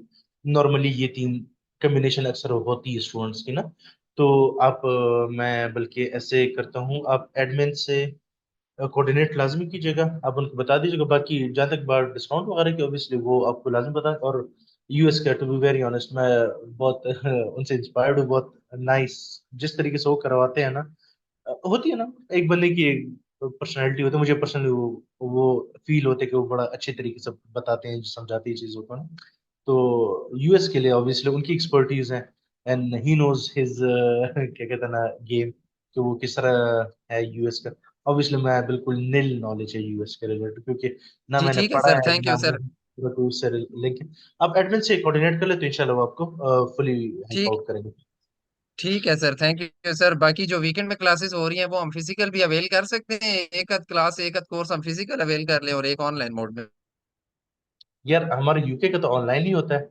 अब फिजिकल तो मेरे ख्याल में पाकिस्तानी टैक्सेस का हो रहा होता है, और बाकी ये यार इन चीज़ों का आइडिया एडमिन को ज्यादा होता है। अब मेरा तो ये होता है, मैं 9 बजे ऑफिस मेरा खत्म होता है, छुट्टी होती है 9:30 बजे, मैं क्लास के लिए भाग भाग के आ रहा होता हूँ। तो मैं मुश्किल से क्लास के ठीक लिए है। 5-7 मिनट पहले पहुंचता हूँ। तो मेरी हमारी यूके टैक्सेशन ऑनलाइन ही चल रही होती है। अब ओके सर, बाकी ओके। तो जो टाइम टेबल है वो आप एडमिन अच्छे से बता देंगे, ठीक है। Thank you sir, highly no great. Issue. चले guys, thank you so much for the time. इंशाल्लाह उम्मीद है आप लोगों के जो कंसर्न्स होंगे काफी हद तक क्लियर सर एक हुए होंगे। क्वेश्चन था। शहजाद भाई रेज हैंड किया करते हैं जी फरमाए सर। जी शहजाद भाई फरमाए सर।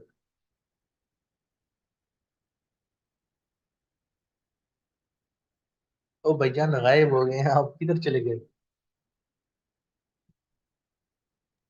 सर मैं बुक कीपिंग का पूछना चाह रहा हूँ। अच्छा, जी अब कुछ आपको क्वेश्चन किया। सर बुक कीपिंग आप कवर करेंगे सारा टॉपिक? बुक कीपिंग यार देखो, बुक कीपिंग चूंकि हमारे टैक्सेस में वो सर आता नहीं है, लेकिन मैं जब अकाउंट्स पे आता हूँ तो मैं आप लोग को जीरो जो है ना थोड़ा बहुत एक आइडिया दे देता हूँ कि भाई हम बिल्स किस तरह बुक करते हैं, सेल्स किस तरह बुक करते हैं, बैंक हम किस तरह रिकनसाइल करते हैं। मतलब बुक कीपिंग में आपको एक ओवरव्यू अच्छे से डिटेल में दे देता हूँ, मतलब समझा देता हूँ।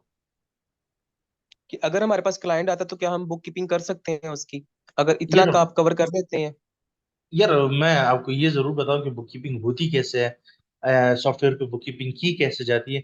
ये मैं आप लोग को अपनी तरफ से एक आध दिन एक्स्ट्रा लगा के मैं बीच में अकाउंट्स जब मैं काम कर रहा था कंपनी कॉर्पोरेशन टैक्स, तब मैं ये करवा देता हूँ, क्योंकि मुझे लगता है कि वो साथ जरूरी होती है। हालांकि जी जी दैट बिल्कुल। दैट आपने ही बताया था ना कि सबसे पहले क्लाइंट आपके पास आएगा, आपने अगर आप वैट के हवाले से उसको सर्विस देते हैं तो बुक कीपिंग की भी दें। तो इस तरह बिल्कुल। से मैं पूछना चाह रहा था, ये तो मिलते जुलते हैं ना, तो बुक कीपिंग तो बहुत मेरा आई थिंक सो कि वो लाजमी होनी चाहिए इस कोर्स में। तो मैं आपको अकाउंट्स जब हम देख रहे होते हैं तो मैं आप लोग को उसका एक मतलब डिटेल्ड अब मैं आपको बता जरूर देता हूँ कि भाई बुक कीपिंग करते कैसे, किस किस चीज का हमने ख्याल करना होता है, क्योंकि वैट रिटर्न एक्चुअली बनती ही बुक कीपिंग से। Okay, yes sir. ठीक है, तो वो लाजमी हो जाता है, तो मैं वो लाजमी आप लोग को बीच में गाइड कर दूं कि बुक कीपिंग आप लोगों ने किस तरह करनी होती है। Thank you sir, thank you. अच्छा, चले इंशाल्लाह आप लोगों से नेक्स्ट मंडे मंडे को 9:30 बजे दोबारा मुलाकात होगी। हम प्रॉपर हम अपना आज हमने जस्ट कोर्स का एक ओवरव्यू ये सारी चीज़ें की।